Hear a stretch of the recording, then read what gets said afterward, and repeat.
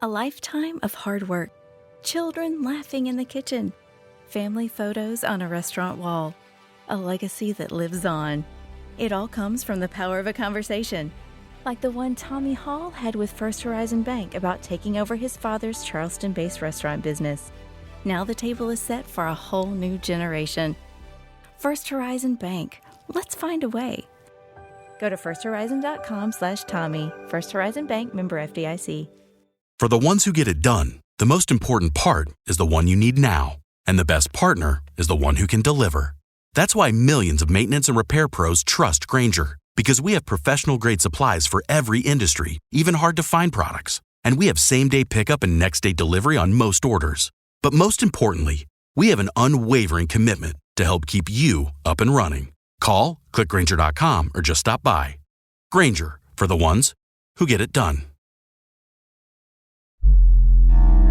A choice right now between fear and love. It's just a rock. Out of the dark night of ignorance and into the shining light of truth. Expounding reality. A population of citizens capable of critical thinking. We don't see things as they are, we see them as we are.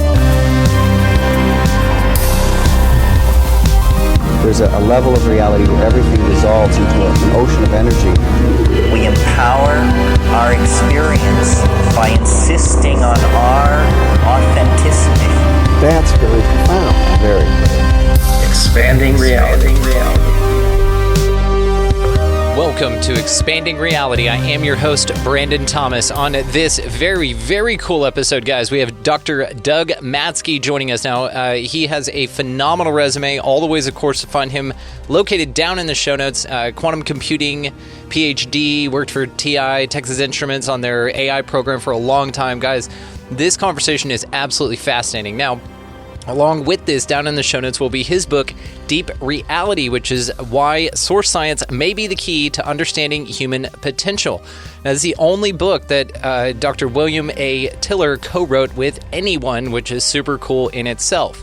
So let that be kind of just your intuitive guide on what Doug brings to the party, which is fascinating. Now, I will say up top, audio-only audience, there's an incredible presentation with some math and things like that that you may want to take advantage of. The link for that will be located down in the show notes, expandingrealitypodcast.com. Mentioning expandingrealitypodcast.com, that is where you can become an expansive insider. Best way to support the show, tons of bonus stuff going on over there, and it just keeps growing. One of the best ways, as well as we practice value exchange here, guys. So if you find the show valuable, there's a link in the show notes that says support the mission. That is the best way to do that, and one of the coolest ways to support the show, and I'm grateful for everybody. No limit on that, the little or as much as you think, or choose rather, but all of it is handy and helpful, and I'm grateful for everybody for participating in value exchange.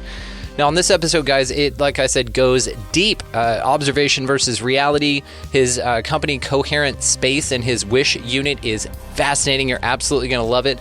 Of course, awareness, perception versus knowing.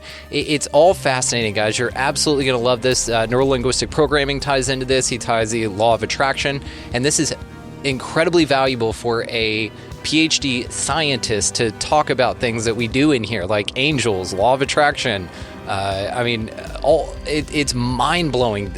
Life after death stuff, shared death experiences. I mean, all of it he can mathematically explain, which is fascinating. The other takeaway from this are that bits are the shit. They basically make up everything.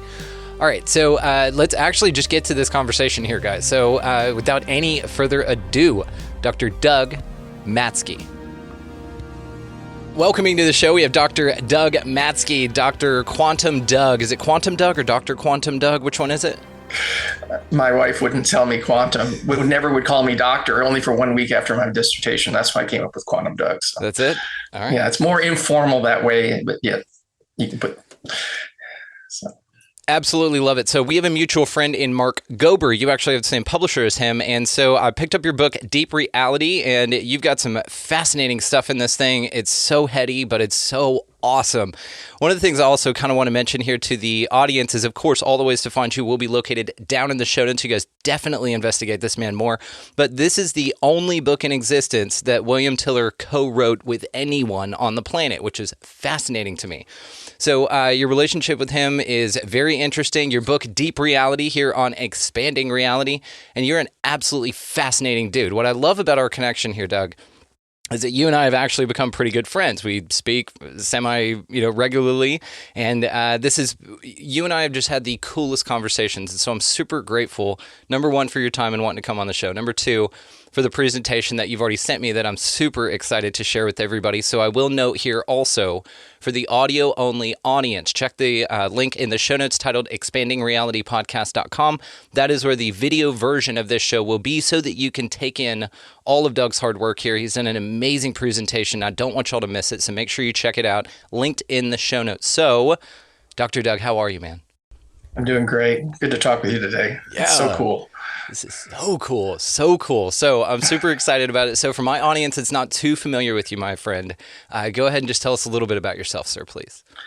Well, I'm a spiritual being, first of all, who happens to work as an engineer. And so I have a logical mind and a spiritual mind. So, and so to me, that's important because most people don't believe spirit is important, so. But I think there's a science behind all of this. In other words, all the religions in the world have this ability to have all their beliefs and their faiths. But what's the mechanism behind that? What allows them to have those miracles and beliefs and all that, right? So I'm interested in that, and I call what I'm doing source science, because I was going to call it spiritual science or spirited science, but I realized that would turn off too many people. So I call it source science because source is the basis of everything, including, it's kind of like a meta theory or a theory of everything, but it includes the human mind as part of that source. So it kind of crosses both ways.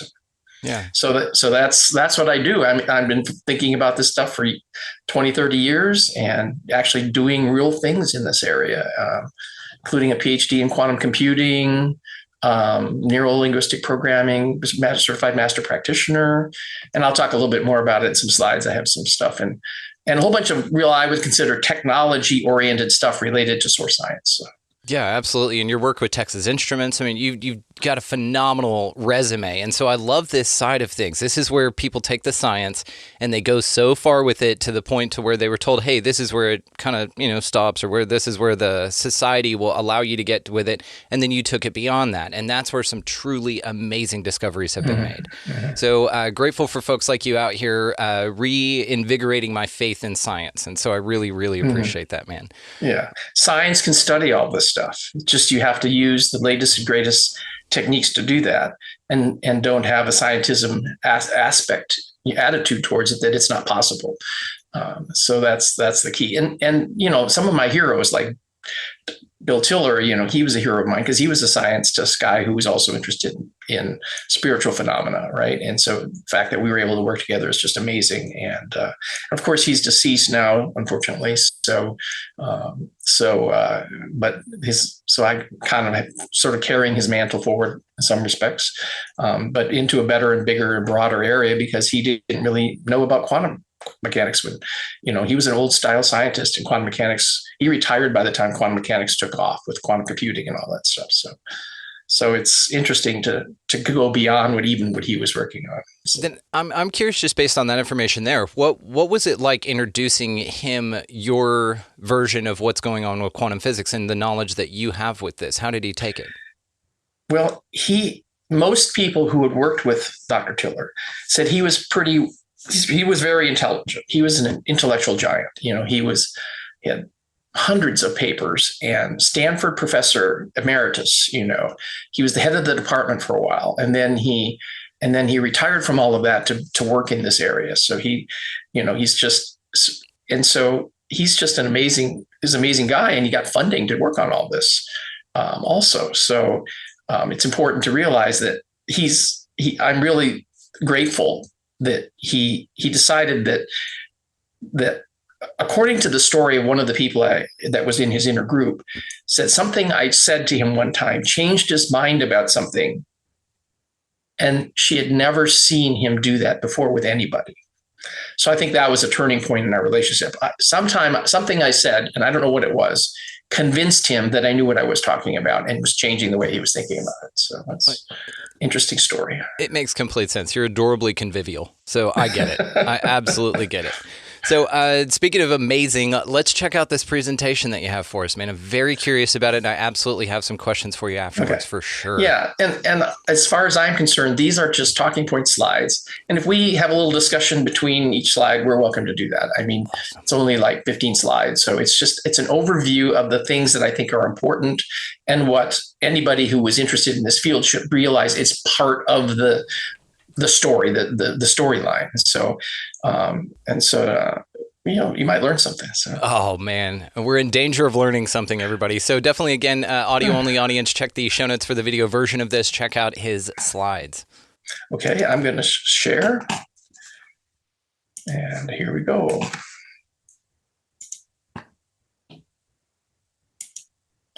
So here is my title for what we're talking about today. I'm going to focus in on the hyperdimensional nature of reality. And I don't call it physics, I call it bit physics. It's like at the very bottom, is physics energy? No, it's information. And so how is that infrastructure, which I call that whole area source science? And how is that beneath everything? So I call it the multiverse, right? Because the multiverse is not only our universe, but everything else as well. So anyhow, that's my working title for this. And here's some links to my stuff, which will also be in the end of the YouTube. So my moniker is Quantum Doug because my last name is too hard to spell. So people couldn't remember who I was. And so, but I've been, programming and in engineering for over 55 years. And I was the chairman of these two conferences on physics and computing. And there was this group called ANPA that is interested in the same kinds of ideas, bit physics sort of ideas. And so I've given a whole bunch of papers, patents, talks, and they're all available on quantumdoug.com. And one of my famous papers was in 1997. I wrote an introductory article in what computers will look like when they scale to 1 billion transistors. Well, now we're over 1 trillion transistors. And so that was early on. And it basically showed that semiconductors don't scale due to relativity style thinking about it. So here I was trying to add physics to semiconductors. And so then I finally got my PhD. When I was at the ripe age of 49, I got my PhD, and it was on quantum computing using geometric algebra. So I used a whole different class of math to describe quantum computing, and it all holds together. And I built some tools, and then I researched more since then. And so, and then after that, I got an SBIR contract, which is Small Business Innovation Research thing, on neural and quantum computing, combine the two. So it turns out they're related, and you'll see this in the talk here. But I'm also interested in this certified master practitioner in NLP, and that's why I call this source science and bit physics. And not only have I written the book, but then the book, think of it, the book as a business plan, and the company that I'm doing, Coherent Spaces, is the company that's sort of a follow-on with some of the people I met through working on the book. So any questions about that, or should I just keep going on? Just roll it, man. It's fascinating. Absolutely fascinating. So, in my book, I talked about what bit physics is and why you need to think about this. And there's this basically hyperdimensional infinite bit plane that represents the source of all the things in the universe, including our mind. And the conversation, we're going to try to proceed in non-technical manner. I mean, these are technical subjects in the same way that if you have a car, you know what a transmission is, you know what an engine is, you know what a anti-lock braking is. So you're not going to fix those or design them, but you know conversationally what those are, right? So that's what we're going to do. We're going to introduce you to a conversational nature, sort of a conversational version of what source science is and why you need to care about hyperdimensional ideas for both human and our mind and their understanding of the universe. So here we go. So, this is right out of the front of my book. If you go on Amazon, you look at my book, you can see this in the first couple pages. Okay. First is that information is physical. You can't ignore the fact. Physics know this now. John Wheeler from Austin here said it from bit. And that you can't, and because it's the smallest change you can make in a black hole. You can't ignore bits if you're interested in physics, especially relativity combining with quantum mechanics and entropy. So they know that the surface area of a black hole, I'll have a little icon for that later, is that the smallest increment to a black hole is a bit. So it's no longer computer science, it's physics. And then Ralph Landauer says you can't ignore that bit information, because if you erase it, you have to account for the entropy for that. So erasing information loses energy. So these are all aspects of it. So these bits are physical and have an effective energy and therefore have an equivalent mass. So how heavy is an angel? How heavy is a bit? You can ask those kinds of questions. And now we have an answer to it mathematically. So this is an important one. And then the next one is, once you start realizing, you can create everything from bits, then I showed how you can build bits, build into quantum bits, build into E-bits, and those are part of quantum. That's what I did for my dissertation. And that this qubit is a primitive for superposition. We'll talk about this more. And the E-bit in each one has 2 private dimensions in it. Okay. So you say, okay, that's interesting. That's what's different between it and a regular bit. The qubit has 2 bits in it. Okay. And these bits think of them as abstract mathematical things. But since you can't ignore bits from the first item number 1 up there, you have to realize, even though it's mathematical, it means something to the physical world. So that's sort of the starting point for how you bootstrap the universe with this. And so now you get qubits, and the same thing, if you take 2 qubits, you get an E-bit, and they each have 4 private dimensions. And so all of a sudden you go, wait a minute, 4 private dimensions? That doesn't fit in a 3-dimensional world, and that's the whole point. So trying to get your head around that, people say spooky action at a distance, right? That's what E-bits are all about. It's only spooky if you try to look at it from a 3-dimensional perspective. But if you look at it from a 4-dimensional perspective, which is actually what it is, an E-bit is actually that, then you realize, then it makes more sense. It's not spooky anymore. Okay. And then you can see that quantum computing was built on that. And Shor's algorithm was shown in 1994. He presented at my 94 conference. And you can solve Shor's algorithm changed quantum computing. So that there is an algorithm that runs on a quantum computer that can solve a problem that no classical algorithm could solve, or any possible classical algorithm and hardware could ever build. Okay. And so this changed quantum computing forever. And he's gotten awards for this algorithm here 20 years later. And it's actually 30 years later. Excuse me, it was 94. And 94 is when he did this. And so this is an important thing, Shor's algorithm. And I'm not going to talk much about it except for that, but this is an important thing historically. Okay. And then finally, if you go, well, then we have all these thoughts. And I say they're quantum things, not in the brain. It's the same argument that Tiller did. He says, my co-author, he said, Descartes' assumption that we can separate the mind and everything else from science separately, you can't do that anymore. So his assumption, which was an assumption, is that you could do that, was false. Okay. And so thoughts are information things, and intentions affect the physical world. And there's all kinds of science and research that supports that argument. And thoughts can even directly affect these devices in the physical world, even the brain. And that's what I think the brain is an antenna. So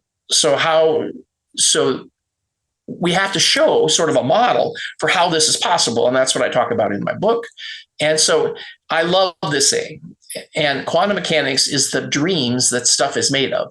It's a T-shirt slogan, but it's really it. And dreams here is the word bits. So what am I going to be talking about in this talk? I'm going to be focusing in this item number 2. A lot of other times I've talked about the qubits and the E-bits, and we're going to introduce you to those, but we're really going to be talking about hyperdimensional nature of reality. And this is the same kind of language, hyperdimensional nature of reality, that a lot of mystics use as well. So this is important stuff to integrate all of these pieces. Okay. It definitely is. And Descartes, I'm not surprised that his assumptions were false. Wasn't he horrible to animals? Like horrible to animals?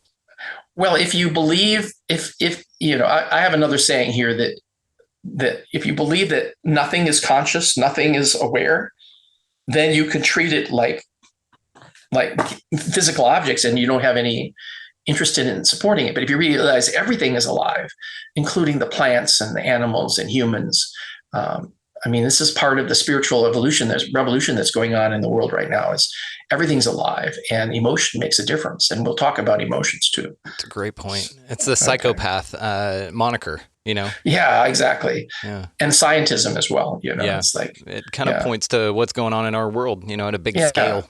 It's interesting. Yeah, we're just meat machines, you know. So, and that's not true. We're not meat machines, because the mind isn't in the brain. So, again, you have to go back to those 3 assumptions I did, because they're foundational. And you go, "Oh, that seems nice, Doug," but every one of those each one of these has a really important thing that supports why I'm talking about it. And that's why it took me 400 pages and 5 years to write my book, to get the point across. It's an incredible book, though. I could see why it took you so long. It's so well done. Again, guys, linked in the show notes. Definitely check it out. And what's interesting about the book is I had a trouble, like, which side of the elephant do you start describing first of this, right? And so I finally came up with the idea. It just occurred to me, I'll have a conversational approach between Tiller and I. And so literally that's what I do. I say, give these paragraphs attributed to Tiller and then these paragraphs attributed to me, as if we're having a discussion. And it was interesting because I wrote the whole book. Right. As if Tiller was saying it, you know? Yeah. And so that was fun to do that. And that way we could disagree even. Well, I like it. And it kind of reminded me, even source information and everything, because my first introduction to source science really was this idea of unity consciousness. And I'm pretty sure that we're describing the same thing. Okay. So exactly. The way that your book was written kind of reminded me again of Conversations with God by Neil Donald Walsh. And it's just this conversational type of a thing. But a lot of discovery is made within that. And so I love that you delineated that within your book. Very cool. Yeah. This thing started writing itself when I started doing that. Yeah, so, I could see that. Yeah. So the key here is source. It's like the universe has to come from somewhere. Okay. And we can talk about Big Bang and all that stuff, and we're not going to go into that, but just think that somewhere there has to be something that's the universe is running on top of. And the source is a quantum simulator, and the people who will go, huh? And it's because everybody thinks it's a classical universe. It's got energy, it's got stars, it's got galaxies, it's got supernova, it's got black holes. This stuff is all energy based. But at the very bottom, empty space itself, where there's nothing in it, is quantum foam. And this quantum foam is there, even though there's no matter, energy, space, and time, there. And so the universe is running on top of this immense simulator with immense parallelism and computational ability to give us the full expression of our universe. And so it's hard to put our head around it. It's like wrapping our head around God, the concept of God. This simulator is so big, okay, that it simulates the entire universe in it. And this is a common theme that other people are talking about as well, but they're talking about it in a very limited sense. I'm talking about it in a very grand sense. Universe, and I'll have a cartoon about that in a minute here. In fact, this is it. But before you get to that, quantum foam. Awesome, because it's weird, but it's pervasive. It's almost like a mycelium layer. It's like this layer of information that's sent everywhere, and it's also described in some woo-woo sources. They'll describe it as the Akashic. But what's really interesting, and probably a pretty good metaphor that I was thinking of whenever you're describing this, is this pervasive underlying, basically, supply of energy or supply of information to the whole. In enacting in individuated pieces would be the cambium layer in plants. It's this green layer right in between the bark and the meat of the tree. And that thing sends all the information and nutrients to every part of the plant. And this is why grafting works really well. Because as long as you cut off like a peach tree limb and you put it on a lemon tree, it'll grow. And that's due to the fact that if you match up the cambium layers, it'll still provide nutrients and nutrition and water, everything it needs. Even though it's a different piece of something else, it still gets a layer of information that's pervasive underneath all of it. It's fat quantum foam, everybody. I love it. This is a common term used in quantum physics. Okay, and realize that quantum foam is a whole each subject that I bring up could be an hour talk by itself. Okay. So just realize it's very deep, and we're going to go into it kind of in a buzzword engineering source science perspective. Okay. Perfect. And it's important to get all this in your head so that so that when you're talking to the quantum mechanic about fixing yourself, that hey, there's brakes and there's, just like your regular car, you're talking to the regular mechanic about how to fix your car. Do you know about the brakes? It makes this funny sound. It might be the radiator, it's sound, whatever. You need to know the terminology about how to do it. So here we're talking about humans as being this quantum engine and quantum machine, if you want to think about it that way. And it's a spiritual machine, not a regular machine. And so we need to know how the parts are so we can have these conversations. Otherwise, we can't talk about it. Damn, great point. Great point. Okay. So here, I love this slide. It says, here it shows Dilbert. Everybody knows who Dilbert is. He says, I created a simulated world made entirely of software. I programmed all the people in the simulation to think they are real people with free will. And the Dogbert says, are they sentient beings? Dilbert says, they think they are. What if they discover their true nature, says the Dogbert? I program limits into their physics so that they can never observe the walls of their reality. For example, they can't get to the edge of their universe because they can't exceed the speed of light. And they can't find out what they're made of because it looks like probability at the quantum level. And all of that is so funny because it assumes that you could actually build a simulation to that fidelity inside a little computer that's sitting on his desktop. Right. So that's the farce about this whole cartoon. It says, and then, of course, the last one says, wouldn't those limits tip off the smart ones, says Dogbert? And Dilbert says, I coded them not to trust smart people. Perfect. I mean, this you could have an hour discussion about this, over a glass of wine or glass of scotch, It's perfect. And I'm so glad you pulled it. It's perfect. Yeah. So this is a fun one to me. And this is how I can talk to regular people about it because a lot of this is built into our assumptions about that the world is there. So, but Feynman basically said, look, nature isn't classical, damn it. And if you want to make a simulation of nature, you better make a quantum mechanical. And by golly, it's a wonderful problem because it doesn't look so easy. And so it's not just a little quantum simulator. It's a quantum simulator big enough to simulate every square centimeter of all the empty space in the entire universe that's 13 billion years across. So it's a big simulator. And if something's that's that big and it's built and it's big enough to support the quantum mechanics that's going on in even quantum foam, then it's probably big enough to support consciousness too. So this is my and here's the it from bit. Black holes are just bits. And the reason they know that is because it's the combination of relativity and quantum mechanics that makes it work, and entropy and information science. So again, that's a whole hour by itself there as well. So here's my little icon that says, here you have this big hyperdimensional simulator.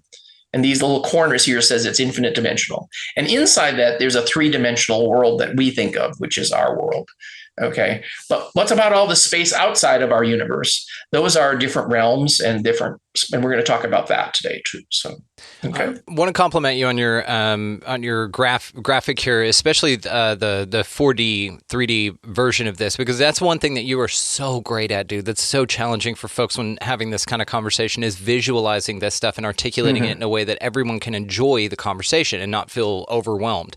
And and you won't have to worry about that with this audience. They're incredibly sharp. But I love your graphic here. It's just a wonderful way to articulate. And you even have the right angle vectors in there, which Dave from Generation Z and I talk about quite a bit. So absolutely fascinating. Yeah. And, the problem is that you need what I would call a quantum infrastructure is required to efficiently simulate a quantum universe. And you can't simulate a quantum system in a classical universe. So the classical universe must emerge from the quantum mechanics. So the quantum mechanics is more primitive than the classical universe. It's like chicken or egg. It's there for us to discover, but it needed to be there making up everything and making it difficult for us to discover. It's fascinating. I always ask people, what's your superpower? Okay, so we'll ask you again, what your superpower is later. But one of my superpowers is that I can visualize this hyperdimensional space without getting lost. Okay, that's one thing.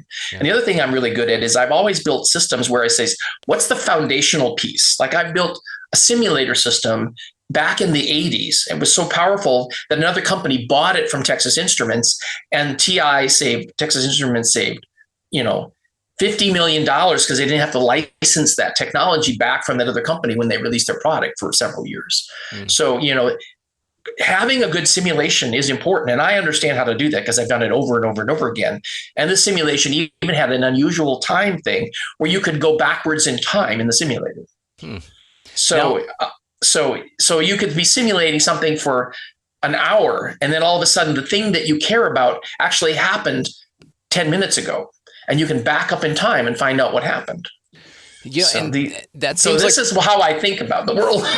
Well, it's amazing, and you're great at it. And this is what why they say that simulations are random, so that they can go back and find out how things were done, right? And this is what we do with asteroids, with tracking the heavenly bodies, all of this kind of stuff. Yeah, but simulations, even simple things like two-body problem, when you're trying to simulate quantum mechanics, you can do a pretty good job of it. But but as soon as you get to a three-body problem, small initial conditions, which, by the way, randomness in quantum mechanics means that you really don't know what those initial conditions are. Small initial conditions can produce a wildly different result each time, depending on how many times you simulate it. So don't believe the universe is a classical simulation. Believe it as a quantum simulation with that interacts with the probability of the events. Okay, so all of these things are beliefs that scientists and general people have about science and scientists. That's false. And we have to kind of that's why you need to read my book. You have to say, I basically say, look, you believe this, but it's false. You believe this and it's false. You believe this and it's false. And you have to kind of unplug your way from this conventional thinking and unplug it. But then you have to say, well, what do I put in there instead? And it'll make your head spin if you're not ready for it. And most people deny it. Scientism. Well, I love this part of it because that's what we do here on the show. You're expanding reality, and we do that. The mechanism in which that operates is by questioning everything. And so to come back and break our paradigms down and install new ones at the quantum level is so valuable. And this is why also I love your time with neurolinguistic programming. I think it's fascinating, man. Yeah, it's important. NLP, they treat it as though, hey, you just do these procedures, right? But you're doing healing at the lowest level, at the body level, at the spiritual body level. And most NLP people may not say that until you get into the advanced classes. It's just like if you're doing Taekwondo or any kind of martial arts, you have to be a first degree black belt before they really start teaching you what you need to know and really start having the conversations about what you want to do. A friend of mine was a black belt, multiple black belts. Okay. And him and his wife were both in these classes and they were very good at it. And the instructor was just a phenomenal instructor. And she eventually was weirded out the fact that he was so telepathic. He knew what she was thinking and it weirded her out. But if you start getting into this, you realize telepathy is normal. Yeah. And if it weirds you out, then get over it because it's who we are. Yeah. Another thing like that, Scientology. People get to the top there and they're not very happy with what they find out. Yeah. Yeah. Well, Masons as well. Yeah, probably. That's sort of a counterexample what I'm talking about. But generally, there's levels to get to, and that's true with every kind of spiritual practice. Okay, yeah, and not necessarily religious practice. I separate spirit from religion. Okay, so I go through this constantly with my own spiritual practice. It's like I'll get to a certain point, and I'm like, oh, I was reading from I had the training wheels on, and now I've gotten a new understanding, and nothing having to do with what I learned before is necessary in this next level. But it took me learning all of the wrong things to get to the next level. It's really interesting the way it works. Yeah, exactly. It's evolutionary. So, yeah. So one of the things I always like to talk about is, people talk about telepathy. Okay. But it's like a lot of people don't even know how complex this field is. And I could spend another hour talking about this slide too, but I'm not. I'm just going to give you an overview that says, look, this is an engineer's perspective of this. So if you have awareness, sort of like the basic thing. People talk about consciousness. I don't like the word because to me, consciousness is like, you know it when you see it, but otherwise you can't put a label on it. Okay. But a lot of this other stuff, we can put a more specific label on it. Okay. Like awareness. Okay. And we know if somebody's staring at us, we can feel it. And there's a reason for that. Okay. And you can do experiments about this and they've done them. Okay. And so how do you get information from a remote location in either that has some modality to it, sound or vision or feeling? Well, Robert Monroe uses the term rotes. It's these little encoding packets of information that remote viewers use. Okay. And so they're information that's remote in space, and so here, but there's also these things that they're non-local. So one of the things you're going to learn as soon as you start talking about this transcendent behavior, this is what humans do, by the way. And no computers, classical computers, can do this stuff. And we're interested in having technology boost our ability to do all of these things that show up on this chip using regular classical mechanics and classical physics and classical engineering and classical information science and classical communications theory, because we're used to doing this in our mind. And since we're kind of ignoring what we do with our mind, we have to rely on technology to do it. But the problem is the spacecraft on Mars has 23-minute delay time to get any signal to us. So it's not very interactive. So you have to realize that this stuff here is better than that, okay, which is why I'm interested in it. So the next one is perception. You have awareness, and then you have perception. Again, remote viewing. The ANU, it's amazing.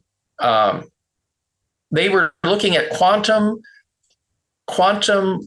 essentially quarks in early 1900s, before the quark theory was even invented. They essentially drew it all out, 3 quarks and all this stuff, and how it builds all the atoms. Okay. So you can remote view at any level. You can remote view at the very bottom. You can remote view in outer space. You can control where your mind looks at. Medical intuition, medical testing, muscle testing, power versus force. And so all these things, if you're categorizing what defines them, and this is my grid for that. And then there's just knowing. Okay. So like if you're an athlete and you say, man, someone asks you, how did you get around that guy and just put that basket in? Or how did you sink that golf course? He says, well, I just knew to do it. I was in the zone. And it's like everybody was going in slow motion when I did it. And so they couldn't stop me.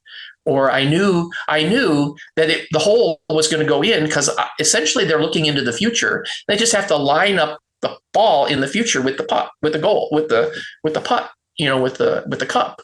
And so all of these things are about knowing. Okay. And this is important because like savants, and a lot of autistic kids are savants, and you can have other savants. You can have instant savants. You hit your head and now you know about music. Yes. And all this music or another language. And so how is it possible that the brain is a computer? You can't. And telepathy. I personally know lots of people who are telepathic, and I've been telepathic with other people. And so I rely on that. In fact, if everybody was telepathic, we wouldn't be in the world that we are right now, because we couldn't lie anymore. Everybody would know it. Yeah. So anyhow, and then there's channeling and orbs and walk-ins. This is all about knowing. How do you know things and thoughts? So you have to figure out a model for thoughts. And then there's all the PK effects. All of that was receptive. And now there's the effective part of it. How can you do all this? And here's the NLP stuff and prana and mind-brain interface. So the brain is an antenna. And I'm going to go into more about why the brain is an antenna. But the brain is an antenna because it's in 3 dimensions. But our mind is a hyperdimensional space, quantum hyperdimensional space. And in fact, you can't reduce a higher dimensional space into a lower dimensional space. For example, you take a wire-framed cube, right? And you put a light on it, and you show the shadow of that wire-framed cube on a 2-dimensional grid. That's called a projection. And that projection doesn't have all the properties of the original frame. Okay, so anytime you reduce the number of dimensions, you're actually throwing information away. It's called compression or projection. And the universe is basically hyperdimensional space. And we're trying to see it from a 3-dimensional perspective. So it's always going to be a subset of it. Okay, so there's all kinds of research doing on PK effects too, including Dr. Tiller did research on this stuff. So, okay, so these behaviors I call are the hard problem of not consciousness, of real intelligence, which is what we are. We're not simulators. We're not AI. We're not artificial intelligence. Artificial intelligence can't be conscious. But this is what I call real intelligence. I prefer the term real intelligence because it talks about it from the information perspective and the intelligence perspective and the knowing perspective. All those are information concepts. Okay. And notice I don't have the word subtle energy in here per se. It's because I use the term prana, because subtle energy, mass, we don't call energy subtle mass. So why should we call something that's prana as subtle energy when it's really not. So our part of it is our terminology, clean up our terminology. I have a lot of that in the book. And you and I, this is an NLP thing. It's like use the correct words to represent your thoughts, and then use that to drive the conversation forward. So anyhow, this is, like I said, this is a really big summary of a whole bunch of work, and there's a bunch of research on all this stuff. So. Well, it is. And something that ties into all four of these actually is like whenever you think of someone, so you're quantum entangled with somebody, because we all are, right? Now, if you think of like somebody who lives around the world or across the country or something like that, then maybe you think of them and then they call you immediately. Now, a lot of people experience this, and it ties in all four of these things, because now you're talking about PK effects of you going, oh, I'm psychic, and everybody has their fun little moment to feel that way.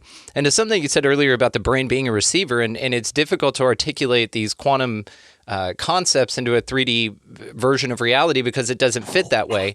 Yeah. An example. And we're so preconceived about our notion of 3D reality. This is it, right? It's so solid and it looks so real. It's like, oh, okay, well, this is how things work, right? Because that's what I can see. Hang on, now you're telling me that there's something I can't even perceive because I'm not in the space to perceive it.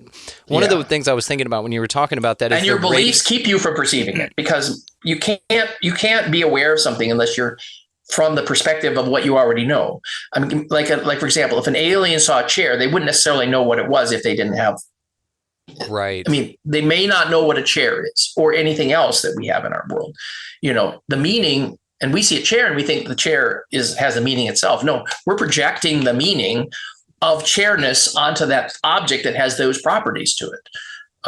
And so you can't perceive anything really except from your own experience. Which is an important spiritual concept too. So, okay, well, I'm going to take this opportunity to teach you something new. Do you know the word for chair in Spanish? I know Spanish, but I don't know the word right off the top of my head. All right, well, I'm going to give you this word. This is for everyone, but and a way to associate it to where you will never forget it again. Okay, here we go. So the name for the word in Spanish for chair is silla. Okay. Silla.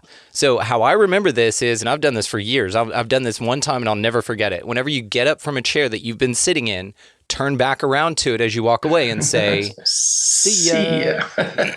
You will never forget it. Now, also to this brain being a receiver thing and articulating difficult information, and it's so hard for us to receive that information or grasp it.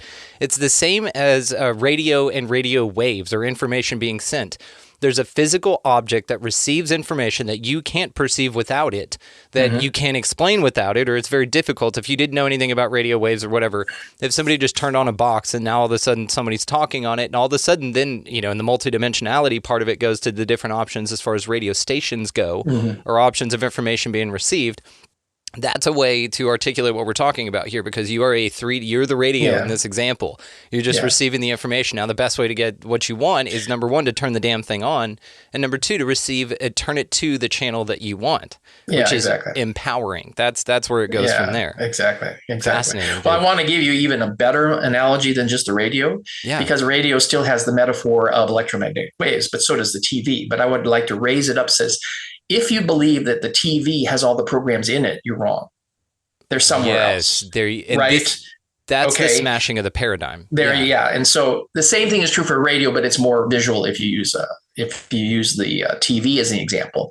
And the problem is that we can go and measure the radio waves coming into the TV. But the thing that's coming into our mind, from our mind to our brain, we can't measure because it's quantum mechanical. In fact, it's impossible to measure quantum directly. You can only measure its effects. And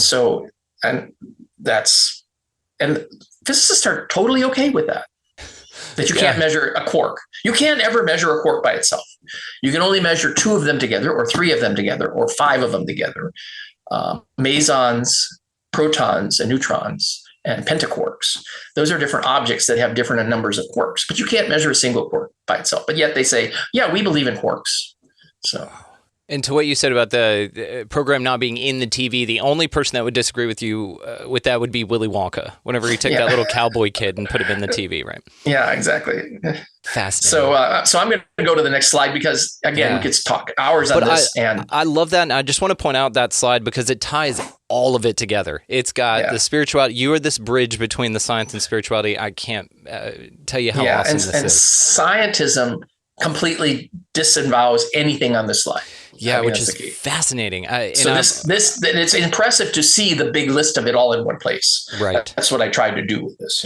Well, and it's palatable. So you've put it in a way that and already like we're tying examples into this. Absolutely brilliant. Mm-hmm. And the spirit on the left and the science on the right. So awesome. So why am I doing all that? Because the mind is really a hyperspace instrument. I use the word instrument, but we're a being. You can come up with the label for the noun. We're a blob, hyperspace blob, if you want it. Whatever word you like. I'm using an instrument because the mind can remotely access information. It has direct knowing and awareness, right? And this includes quantum states. Turns out people like Dean Radin did a double slit experiment, and they showed that the mind could directly influence the double slit experiment that was shielded. This means this is not electromagnetic. This is at the quantum level, human minds can directly influence quantum states. What keeps us so that's important because nothing else can do that. What keeps us from knowing that and utilizing it?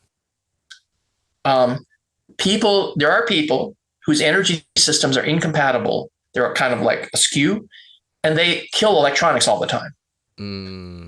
Their microwave dies, their watch dies, their phone dies, their camera dies. Yeah, streetlights turn off when they go by. Yeah, they burn out streetlights all the time. Yeah. Usually if it's a big emotional state.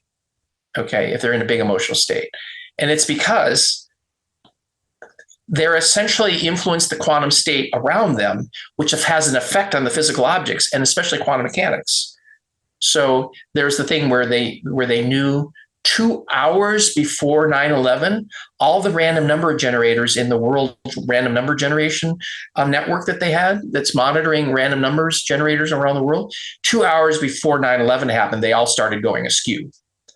And I love that example, and it's great that you did. And it's kind of like how animals will know that a tsunami is coming, and they'll all start running for higher ground. Yeah, exactly. Why do you think that there's such a delay in that animals have this raw sense of what's going on, and they can really pick up and feel that versus humans? Humans do it too. It's not just it's not just real time stuff. It's presentient. So this whole notion that you can know the future, they've documented it with 10,000 pictures experiments. And they documented this and proved it by doing a meta-analysis on old experiments that were doing 10,000 pictures that had the same protocol. And they never were looking for the data. That turns out the biology started responding to the effect of the picture that you were picking, like an emotional picture, before the picture was even chosen.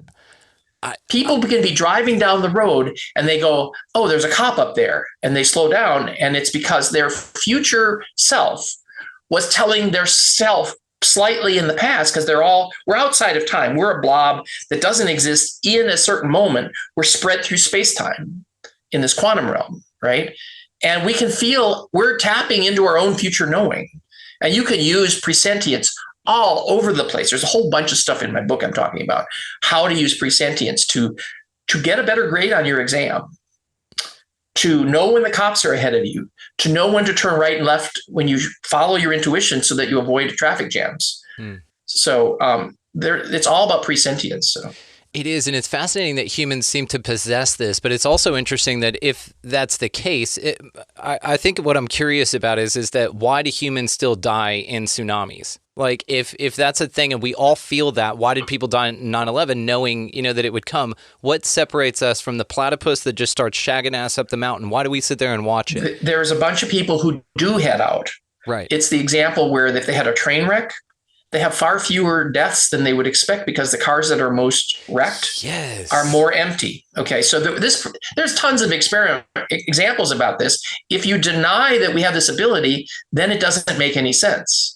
But if you know we have this ability, it makes perfect sense. Is it people just second guessing that intuition, which is what makes them die in a tsunami? As soon as you start accepting who you really are, or spiritual beings that are not in space-time, then you can start taking advantage of all of these advantage in the sense of for survival reasons. I mean, that kind of advantage, so. I hate to, I don't hate to, I'm just going to mention it. It seems like it's almost like a nature, another way that nature builds in a survival of the fittest type of a mindset, because if you're not aware of who you are, and elevating in consciousness, which is what we really want, I know you hate the C word, then you're going to die in a tsunami because we don't need you anyway, kind of a thing. You know what I mean? Yeah.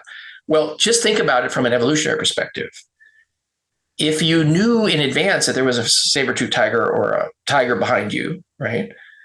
And then you wouldn't even have to be super aware to do it because you would know to get out of its way. So from an evolutionary perspective, in fact, if the brain was a classical computer, every conscious being in the world would be extinct because they would have never evolved to this level. So think about it from an evolutionary perspective, that you're more survivable if you have this quantum mind than if you have just a classical brain.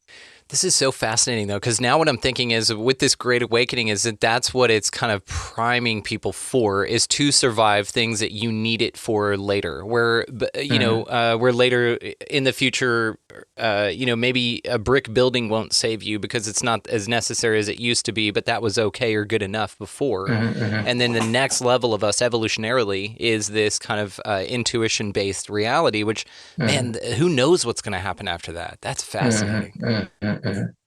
So once you realize, you can remote view in space, you can remote view in time, presentience. I know people who are remote viewers who did remote viewing, presentient remote viewing.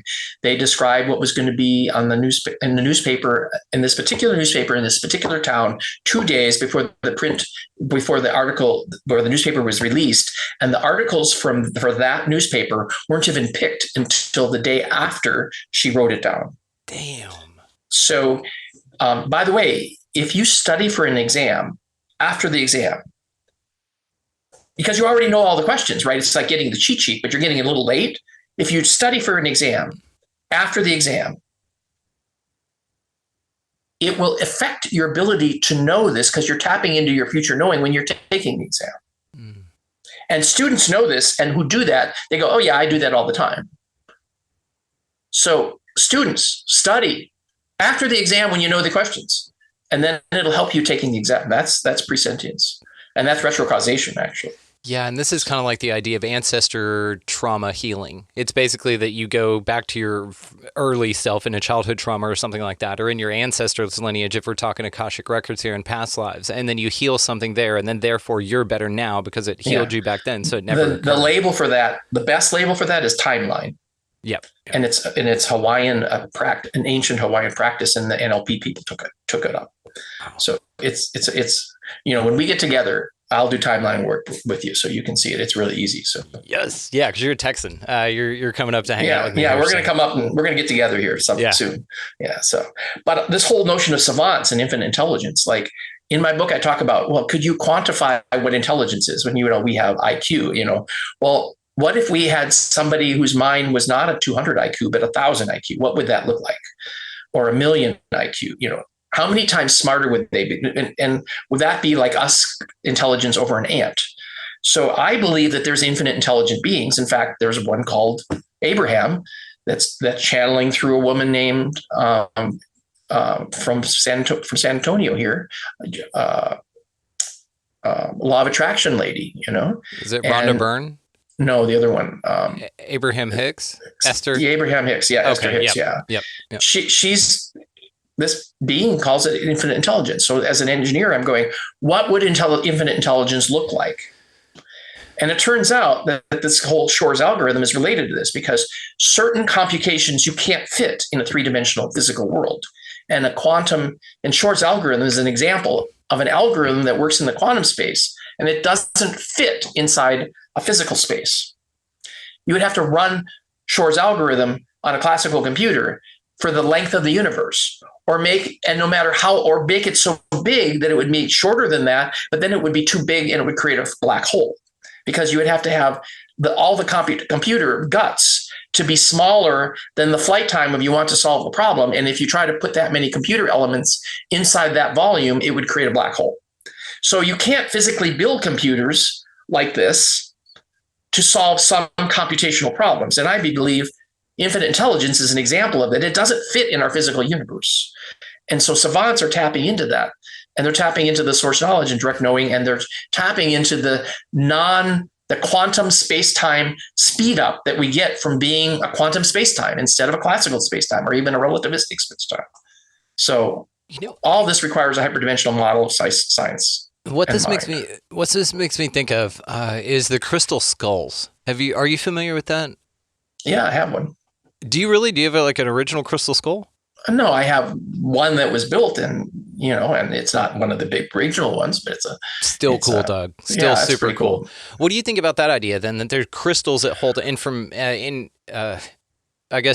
information, and that it can pack it into something that it seems bigger than, like a if Narnia you're clairsentient, any object has a timeline, not just you.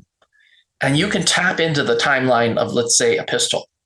And you can find out where it was stored, how many times it was fired, and whom it was killed by it, just by tapping into the timeline of that object. And the same thing is true with rocks and plants and anybody. You can tap into the timeline of anything.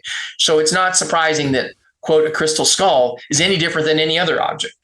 Yeah. So it's fascinating. So something you have to have a general theory, and then you apply it to specifics. That's what I try to do. So that's what this place seems like. It's a bunch of specifics. And so this is where you kind of parcel out your grandness. Yeah, I observe it, and turn it into something observable. Fascinating. Yeah. And again, you can't really look at anything unless you're doing it from a model. And we just forget that. Philosophy has been knowing about this for a long time. You can't know anything without knowing it from the perspective of the current beliefs that you have in the model that you have in your mind about it. Yes. And so that's a big part of philosophy. If you're interested in philosophy, there's a whole bunch of books about that stuff. Okay. And I'm just applying it, just reminding everybody that that's going on, Yeah, you only understand at the level that you're ready to. And this is why, like, reading a book that you read 20 years ago, it reads totally differently, or you'll have completely different information that you pulled out of it, because now you're ready to receive information that's been there different the entire from time. from the new You're perspective. different. Yeah. Yeah. So, what meaning even is hyperdimensional, and that's what's related to this neural computing work I did. It's that meaning doesn't exist anywhere in the universe.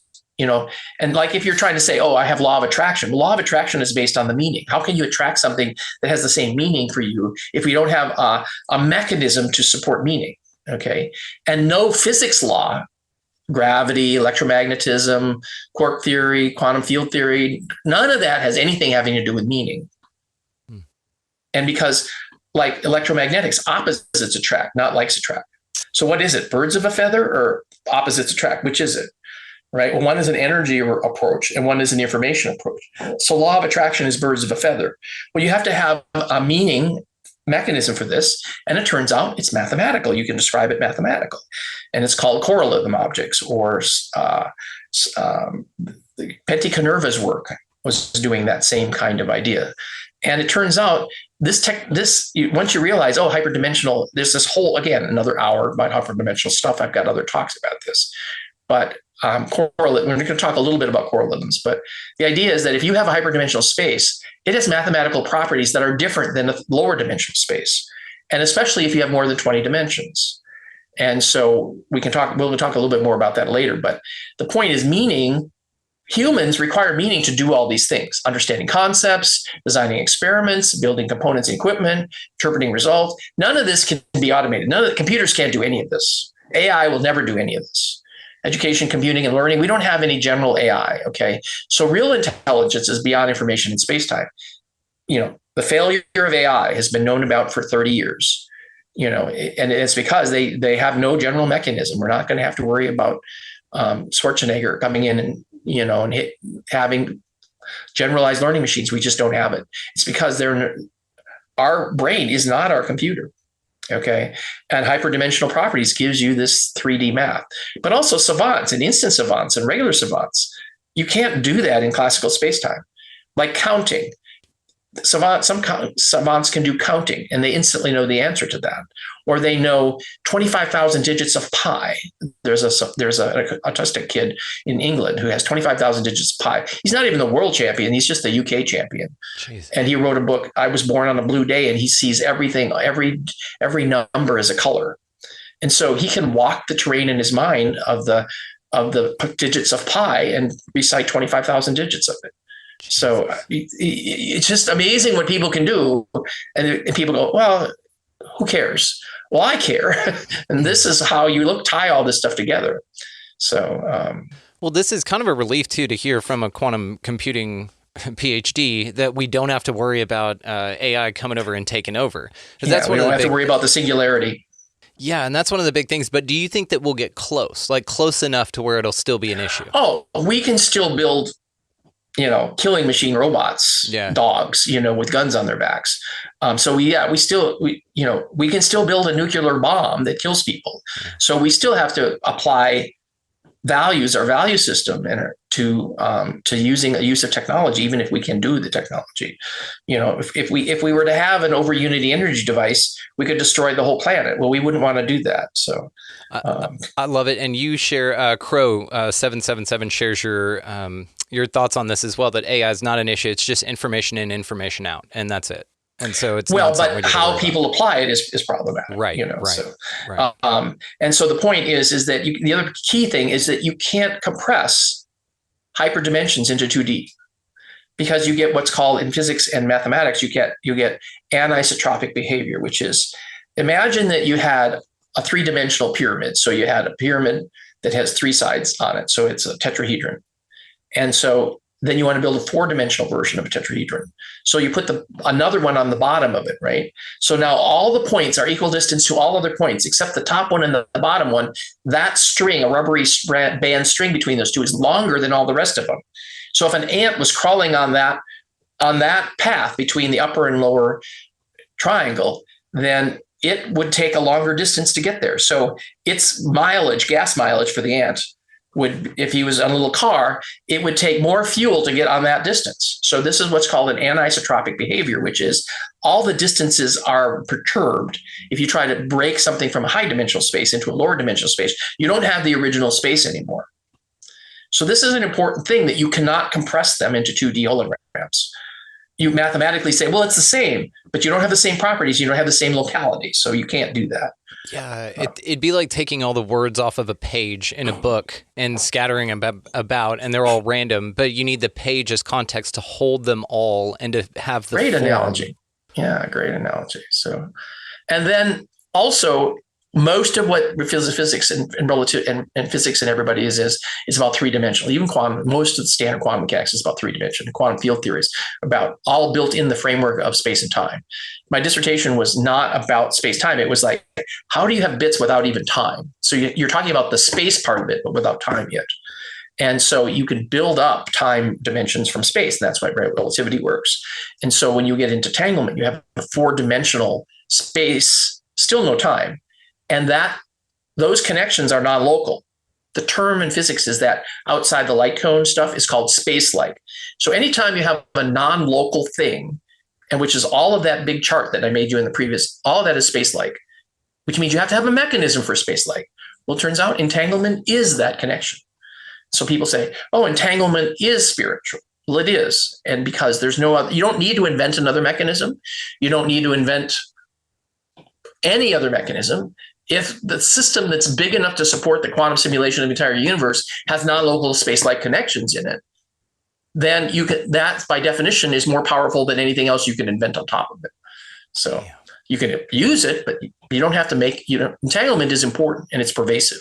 I did a whole talk on that, about the pervasiveness of entanglement. So what I love about you specifically is it's a lot of things. Number one, you're just a cool dude. So just for people, I guess, or for conversations we've had off air here, you're a sweet guy. You're just an awesome dude. But what I love about this is you have a way of taking these incredibly complex and convoluted information and not only putting it into a way that it's palatable, but also exciting. Like, you're blowing my mind with this, but in a way that's not unattainable, which is like one of the biggest compliments I think somebody who's doing what you're doing right now can receive, is that this is amazingly mind-blowing, but also it's not out of our scope of understanding. So thank you. Right. Thank you. Yeah. So one of the other, superpowers I have is I can keep a big bunch of ideas in my head at one time without getting lost in it. And that helps me with my job too, because I write software and I'm building big complex software systems, and I keep all of those details in my head too, right? Without getting lost in it. And most people just can't get their arms around all of that at one time. Yeah. In their mental arms, or so to speak, right? Just be aware that you do have different kinds of savants and intelligence and infinite intelligence, and you can go up that ladder to be more complex, to have more information that you're dealing with at one time. And think of it, the end result is God is the sum total of all knowledge, of all time, of all space, all multiverses, all at once. What's your personal preference on this? Are you happy with that this is the way that this works, or would you rather know everything? Well, put it this way. If you were God, which we are, we're all little pieces of God, we actually can tap into the Akashic records and know everything that we want. It's just that there's an infinite amount of information there. So you only bring up what you need to apply to your current local environment. So you can tap into that resource and apply it to what you're doing, right? Most people don't realize that they can tap into that and realize that emotion is a big part of tapping into those memories. Things that you never knew can be accessed as if it was a memory, because that's what remote viewing is. You're tapping into things that you never knew as you're using your memory ability to do memory lookup, to look up any information anywhere in the Akashic records. So you don't feel like it's a disadvantage not to be able just to know everything? Well, instantly. You know everything as you need it. Right. Okay. So see, and this is a great way to answer the question, which is why I asked. Otherwise, it'd be like, imagine that you were telepathic and you could listen to the telepathy of every single person in the universe, every single person in the world at one time. It'd be overwhelming. Yeah, right? And that's why I asked the question. Is because it's so parceled. Is why we don't focused. Get nauseous, right? Yeah, it's focused. Yeah. Now with us moving into this new Aquarian age, which we're already in, with everyone becoming more telepathic, do you see this as being something that's just a natural progression of us evolutionarily? Yes, and the people who are spiritual, they do all these readings. All this says, what's going on in the world right now? They pick up on the gestalt emotional energy and thoughts of the world. So they don't look at individual thoughts. They look at as a collective of those thoughts. Yeah. And so that's how you kind of go up the hierarchy and you say, most of the people are in this mindset, and that forms a collective thought that psychics can tap into. So all these people are doing readings and saying, well, this is what's going on in the world right now. That's how they're doing it, without having to look at all 8 billion people in the world at one time, right? It's interesting. So they're able to monitor the zeitgeist, and that's kind of what they go up the hierarchy of the conceptual space. Wow. And each one of those is a bigger point in hyperdimensional space. Every point in hyperdimensional space has meaning. That's where meaning comes from. And I'll show you that in the correlative stuff. But it's also, our cell phones work because of that. CDMA, code division multiple access, is essentially using a hyperdimensional space, spread spectrum space, to let the channels talk to each other, talk without running into each other. Essentially, that's how our mind works. Our mind is a hyperdimensional version of CDMA. Damn. And what's so fascinating about this and yet they don't run into each other. Right. It's so interesting, the diversity here, the amount of options that you have, and the amount of individuality we have, which is something I feel that we're going to lose. Trade off rather for whatever benefits we gain as a completely psychic society. Society, perhaps. Don't have to worry about our individuality disappearing. It's just like Abraham with Esther Hicks. Abraham says it's a multi-being. Right. It's like a dozen or 15 beings, and they're acting as one, and each person they're collective, and they're working together as a collective. They each have their own individual contributions, and then they can step up if they need to talk through the conversation as they need it with their bits based on their experience. We're already like that. Humans are. We have all of these subdomains of our consciousness that are like that. And when like I have one called the injustice fighter, and certain things like really trigger that, and I want justice, or anger or joy. But most people don't realize that those are all parts of us, and we need to integrate those and have a bigger perspective, which is us, the one us, rather than all of the individual parts of us. Yeah. So. Yes. Damn it. Okay. Absolutely super cool. I love this. Like, you just get the mind going in the coolest way. The coolest way, Doug. Yeah. So again, this is my superpower of thinking about hyperdimensional spaces and what it all means, and trying, we cannot do it justice unless you experience it. And that's the difference between, just hearing my words and experiencing like a near-death experience or a out-of-body experience or a lucid dream or a telepathic communication. It's like, once you test of the divine, taste of the divine and touch it, it changes you forever. And that's why people who have near-death experiences come back and they're completely altruistic after that. So nobody comes back from a lucid dream and turns into Darth Vader. Right. Yeah. My wife and I were talking about this. My wife and I, we were talking about this morning. It's absolutely fascinating. Let me ask you on this vein as well. Do you think, and this is, of course, we're just talking here, do you think that perhaps savants are basically doing what Esther Hicks is doing, channeling multiple multidimensional beings, and basically that they have a few folks stacked? They basically have a team that's that they're the receiver for. Well, they have it's just like my mind can keep track of all of these thoughts without getting lost and kind of like compartmentalize them, right? Well, they have a even bigger set of information that they have access to, and they can compartmentalize it without getting lost. So it's just a complexity volume, if you want to think about it. That's our way of explaining it. But do you feel like you are channeling anything or anyone, or that you have when I wrote my book, I was channeling my higher self, essentially, and my future self. This holiday season, you might be looking for nutritious, convenient meals to keep you energized on jam-packed days. Factor, America's #1 ready-to-eat meal delivery service, can help you fuel up for brekkie, lunch, or dinner with chef-prepared, dietitian-approved, ready-to-eat meals delivered straight to your door. They just drop them at your door, people. You'll save time and eat well. You'll stay on track with your healthy lifestyle while taking all of your holiday to-dos in stride with good meals in the tum-tum. If you're too busy with all this stuff, these meals are easy to get done. They taste great. All you've got to do is head over to factormeals.com/expandingreality50 and use code expandingreality50 to get 50% off. That's code expandingreality50 at factormeals.com/expandingreality50 to get 50% off. That's so interesting. I love it. You got to tap into the bigger part of the Akashic record that represents the information you're looking for. So yes. Okay. So I'm going to, here's a little bit of the lesson. I'm just going to walk you up the steps. Bits are the source of quantum states. Okay. And so generally when people think about a bit, they think about a coin. But imagine that you have a coin that has this little arrow pointing one out of one side and one out of the other side. And that's what these little vectors are. So imagine there's a coin right in the middle here, right? And so it turns out when you have a coin, you flip it, it's either heads or tails. That means either the state 1 shows up or the state 0 shows up, the minus or the plus, right? We're not going to say heads and tails. We're going to say plus and minus.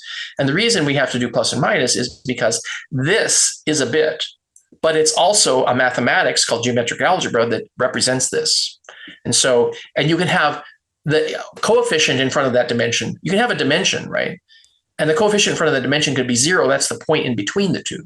So you have plus and minus 1 and 0. So you don't have just binary. You have tri-state logic in an algebra that's not Boolean algebra. That's a geometric algebra. It has geometric meaning to this. This is the brilliance I did for my dissertation. Oh, I love this too, because 3 orientations. And when people think about a coin, the term, there's 2 sides to every coin. Actually, that's not true. There's 3 sides to every coin. There's the head, the tails, and then the edge. And the edge. Well, and then there's the spin version. Imagine you were spinning the coin and it hasn't settled yet. Ooh. So it's all at once, but that's what a qubit is. They're trying to represent a qubit as if it was a coin that hasn't landed yet, it's spinning. Oh, so that's the state of potentiality. Yeah. And it could be a weighted coin, which means it's biased, but you don't know that until it stops. And then you take statistics over a long period of time, many events, and then you can find out whether it's weighted or not.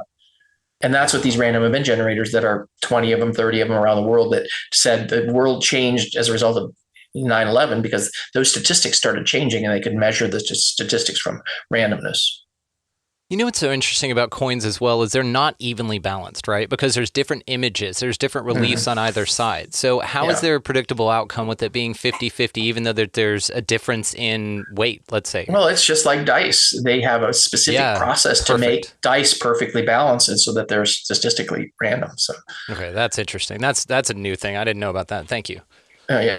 That's how people who make weighted dice get around that, because they can design a dice to be not random. Yeah, you choose your own luck kind of thing, right? Well, yeah, you weight it so that it's not completely random anymore. It's not symmetric. Right. It's not isotropic in all dimensions, in all sides. That's right. Isotropic, yeah. Mm-hmm. So these, you can think of these are bit vectors. And I believe they actually are bits. And they actually are dimensions too. And so I call these proto-dimensions. You can also call them as distinctions. But anytime you have something that you can say, yes or no to, true or false to, this is a bit, and this is the lowest level thing. But it's not just a bit in a computer. It's actually its own dimension, independent of all the other dimensions. Is this what they say about, like, whenever you come to a fork in the road and you can take a left or a right, that there's a version of you that took the side that you didn't choose in this one, and so therefore that's a little bit different than that. That's the multiverse theory of quantum mechanics. So you're saying these dimensions exist as proto-dimensions in our own dimension? They are the building blocks of the physical universe. These are the source of all the quantum dimensions that support the simulator that runs our dimension. If God was to use something to build the universe, he would use these. And something that I'm curious about is then if we're talking about this split into multidimensionality, and now you went right in this life, but your life went left in the other, there's still then different dimensions that make up that. Well, I would love to talk with you about multiverses. Okay. We'll do it on the next one. No, we can talk about it a little bit later, but right now that's missing the point I'm trying to make here. I see. Okay. I mean, that's fine. It's a good question. I'm just trying to make the point I'm trying to educate people about this is the bootstrap for what you do to bootstrap a universe. Gotcha. Okay. Yeah. Okay. And these little dimensions don't exist. They don't exist inside our three-dimensional universe. These are before our three-dimensional universe existed. So you take two of these and that's a qubit. You have a state. Here you had states and dimensions. But when you have two qubits, this is quantum computing. You have one dimension, which is the state one dimension, and you have another dimension, which is a state zero dimension, and they have a plus and minus for each of those. Notice we just have labels for states and dimensions. So we're just mixing up the labels here. And there's two of them, and now they're 90 degrees. Any two bit vectors, these are bit vectors, are orthogonal to all others. So if I have a million of them, they're a million dimensional space, which is different than a million bits in our physical universe. And when you have one of these, you have this notion what's called an outer product. And you have this thing called a bit vector. So these are dimension one units. This is a dimension two. This is called a bivector. And this thing here, it's the same thing as quantum mechanics, that you have this here. And if you realize that this dimension is A and this dimension is V, and this is the bivector AB, it's orthogonal to A and B both. And this is enough dimensionality to create a qubit. You have to have three separate things to create a qubit. And I showed in my dissertation 20 years ago that you could completely replicate quantum mechanics using this for qubits, including all the operators and all the states. Damn. And there's no time in it. So I'm not having embedded it in time. This is just topologically based algebras. Geometric algebra, that's what it's called, geometric algebra. And this is a big thing because there's a whole book by physics. All of physics was rewritten by a guy named Chris Doran in UK at about the same time I was doing this in early 2000. And he was smarter than I was and did not just qubits. He did all of physics in geometric algebra. And you can see his book online or buy it. And he's applied this to a whole bunch. He applied geometric algebra to a whole bunch of things. He went to Cambridge, I think, is where he went. So this is important because now we have oriented vectors. And this little thing here, this bivector, if you square it, it turns into -1 because this is an anti-community algebra. And which means that its square root of this is essentially equivalent to I, the imaginary number. So here we just have plus and -1. And now all of a sudden we have imaginary numbers coming out of it with no complex numbers. So you can bootstrap complex numbers using this map too. Damn. And this is important because these coefficients here, C0 and C1, are complex numbers. And we don't need them in this representation. And yet it's equivalent. So it's important. Okay. So, but with this, you can get qubits, and you can show that once we did more work on this, we can find out that neutrinos are two-dimensional too. No wonder they're so elusive. And the W and Z bosons are also two-dimensional. In other words, as we add more dimensions, there's room to show up more states. And those states we demark as something in our physical universe. And what's interesting about that is the neutrinos, if you look at the topology, regular physics says there's 3 neutrinos, and they're antineutrinos. This topology shows that there's 4 neutrinos and they're antineutrinos. So there's an extra one. And it's really hard to measure neutrinos anyhow, so nobody would be able to detect that easily. So what are your thoughts on that? Someone created it by looking into it, like that they actually created the answer because they were looking for the answer, not because it existed for them to find. Does that make sense? You're talking about neutrinos? Yeah, the observer effect, like the double slit experiment. Okay. Well, even though neutrinos are really hard to measure, they can measure them somewhat. And they realize that there's 3 versions of neutrinos, right? The mu and the tau and the whatever, and they're supposed to be different energies. But they know that if they have an experiment, what's called the solar neutrino mass problem, they know neutrinos are coming from the sun and they're generated internally in the sun. And when they get here, though, they were missing some that they were expecting. Turns out neutrinos migrate from each of these 3 states as they move, which means they're not photons. They have mass. Neutrinos, even though they're light, they have mass. They know that. Okay. But so in Chicago, they have this particle accelerator, and they have a neutrino detector way up in northern Michigan, northern Minnesota, 500 miles away. And then they have another one that's different. And depending on how far away you are, you see different mixtures of this neutrinos. So it's switching between them. But they just haven't ever seen this 4th one yet. And I believe it's because this 4th neutrino is the sum of 3 antineutrinos. And it would be really hard to experimentally build that and then detect that. So, So anyhow, it's a simple thing that the math shows that there's a 4th neutrino. And I don't need a $1 billion or $10 billion particle accelerator to show it. So, yeah, but it'd be cool. Well, it'd be cool. It's an experiment that somebody should think about. And so now we're adding. I'm showing you how you bootstrap the universe, right? Yeah. By adding dimensions. So now I'm going to 3 dimensions. But as soon as you build a 3-dimensional space, now you have this thing called the trivector. It's the outer product of these 3 things. It's a thing this is a planar object, bivector. This trivector is a volumetric object. And it has an orientation, just like this bivector here it's like a plane that has an orientation in the page and out of the page. Well, this trivector has an orientation into the volume of that trivector and out of the trivector. Okay, so they have orientations. They have a prefix to it, but they are their own class of objects. Well, regular quantum computing don't have these. They use complex numbers, but they don't have these objects, which are called bivectors. And so your interpretation of it comes different as a result of that. So when you get a qubit, now all of a sudden you get quaternions, which allows you to build 3D spaces. Quaternions are this specialized math that this famous physicist in UK said, and he wrote it on the bridge after he died. Quaternions, this big thing.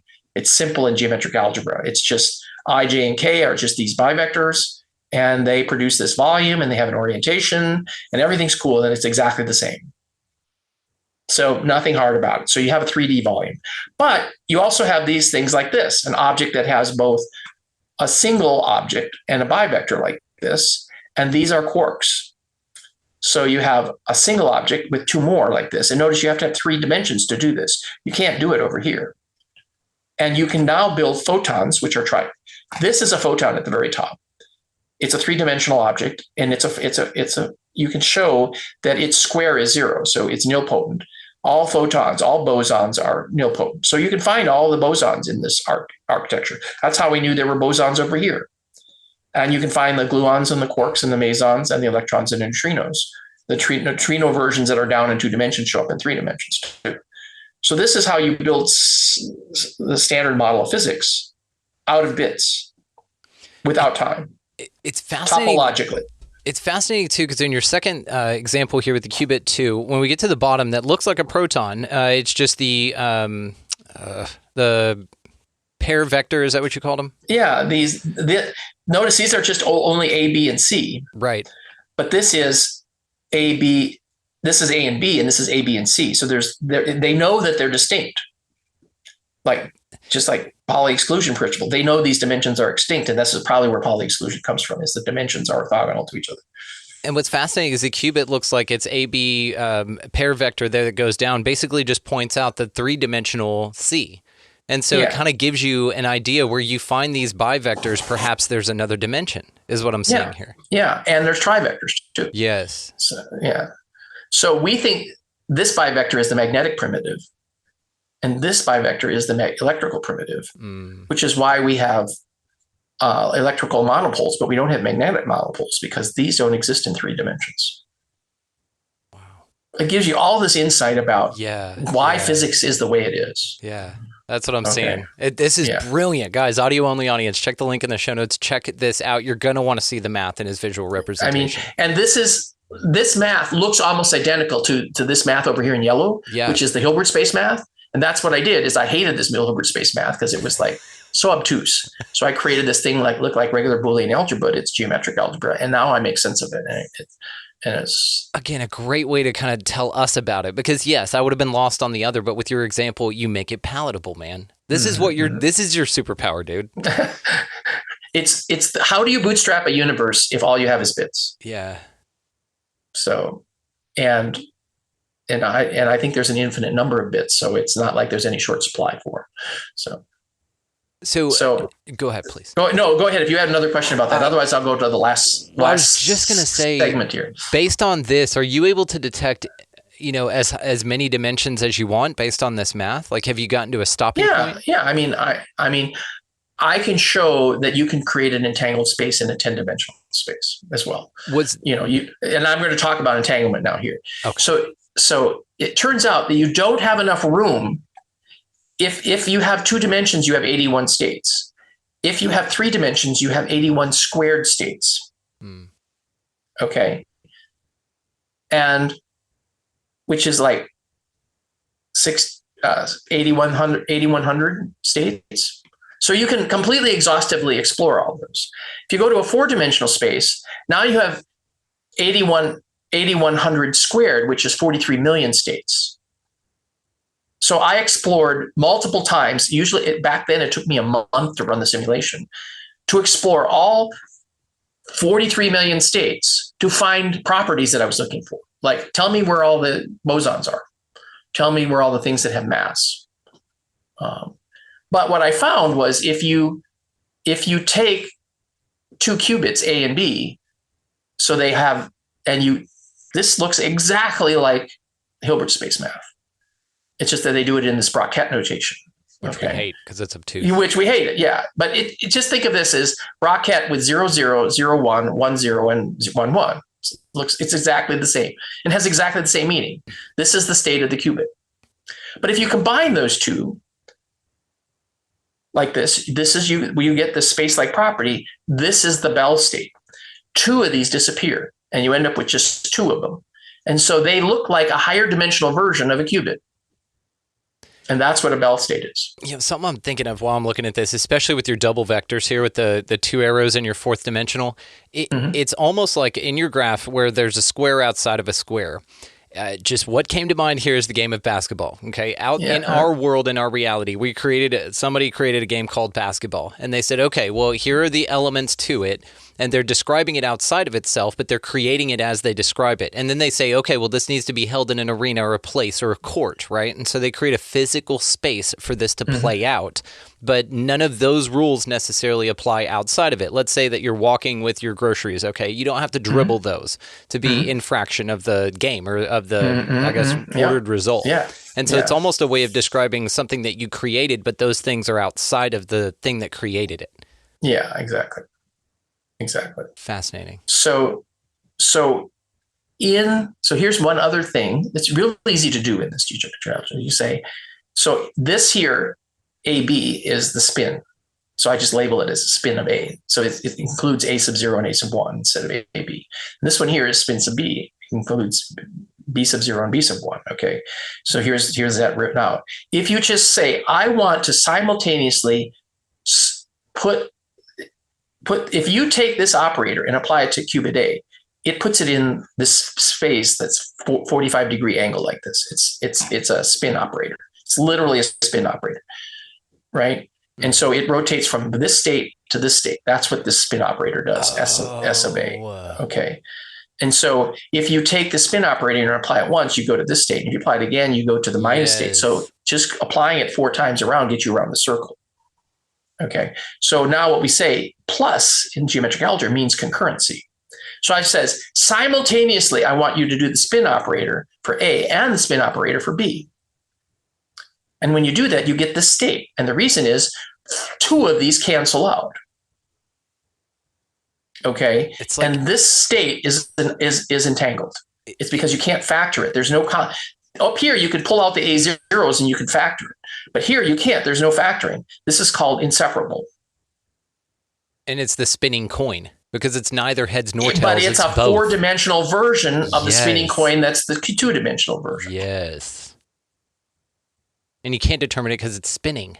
And so it wouldn't be one or the other. It'd be both at the same time. And if you apply this operator 4 times, just like if you apply the operator up here for A sub 0, which is this is qubit A, if you apply it twice, you get minus the state that you started with, right?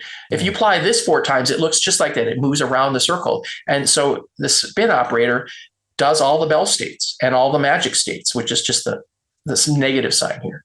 And this is how you get all potentialities. And this is all the Bell states. And this here is important because these Bell states are ubiquitous. And I wrote a whole talk about this 10 years ago already. And so you end up with this math here, and you can just apply this operator over and over again. And this is easy to do in my tool. I have a tool that does this. And so anybody can go and download this tool. And I tell you how to download it in a previous talk. And I give a whole tutorial on the tool. Okay, so you can go look into this if you're really interested in it. But this is the thing that I created. I created it for my dissertation, and then I rewrote it in Python after my dissertation. And now it's a Python tool that allows you to interact with it. And you can write Python expressions to explore what you're doing. You have a laboratory now to do the work in. So Python, have you turned this into a really cool snake that's got bees all running down it? No. As a visual representation? Okay. No. Python is a programming language, but it's actually as in Manthey Python, but it does have a Python on it. Perfect. Yeah. So anyhow, the hyperdimensional spaces are formed from an infinite set of bit vectors. So each E-bit here is 4 dimensions. And those 4 dimensions are not in our 3-dimensional space. And that's where spooky action distance comes from. And this is this is the basics of quantum computing. If you can understand this, superposition is in the 2nd column and entanglement is in the 4th column. And all of the standard model stuff is in the 3rd column here. Yes, because one expresses its individuation, the other expresses its potentiality. Yeah.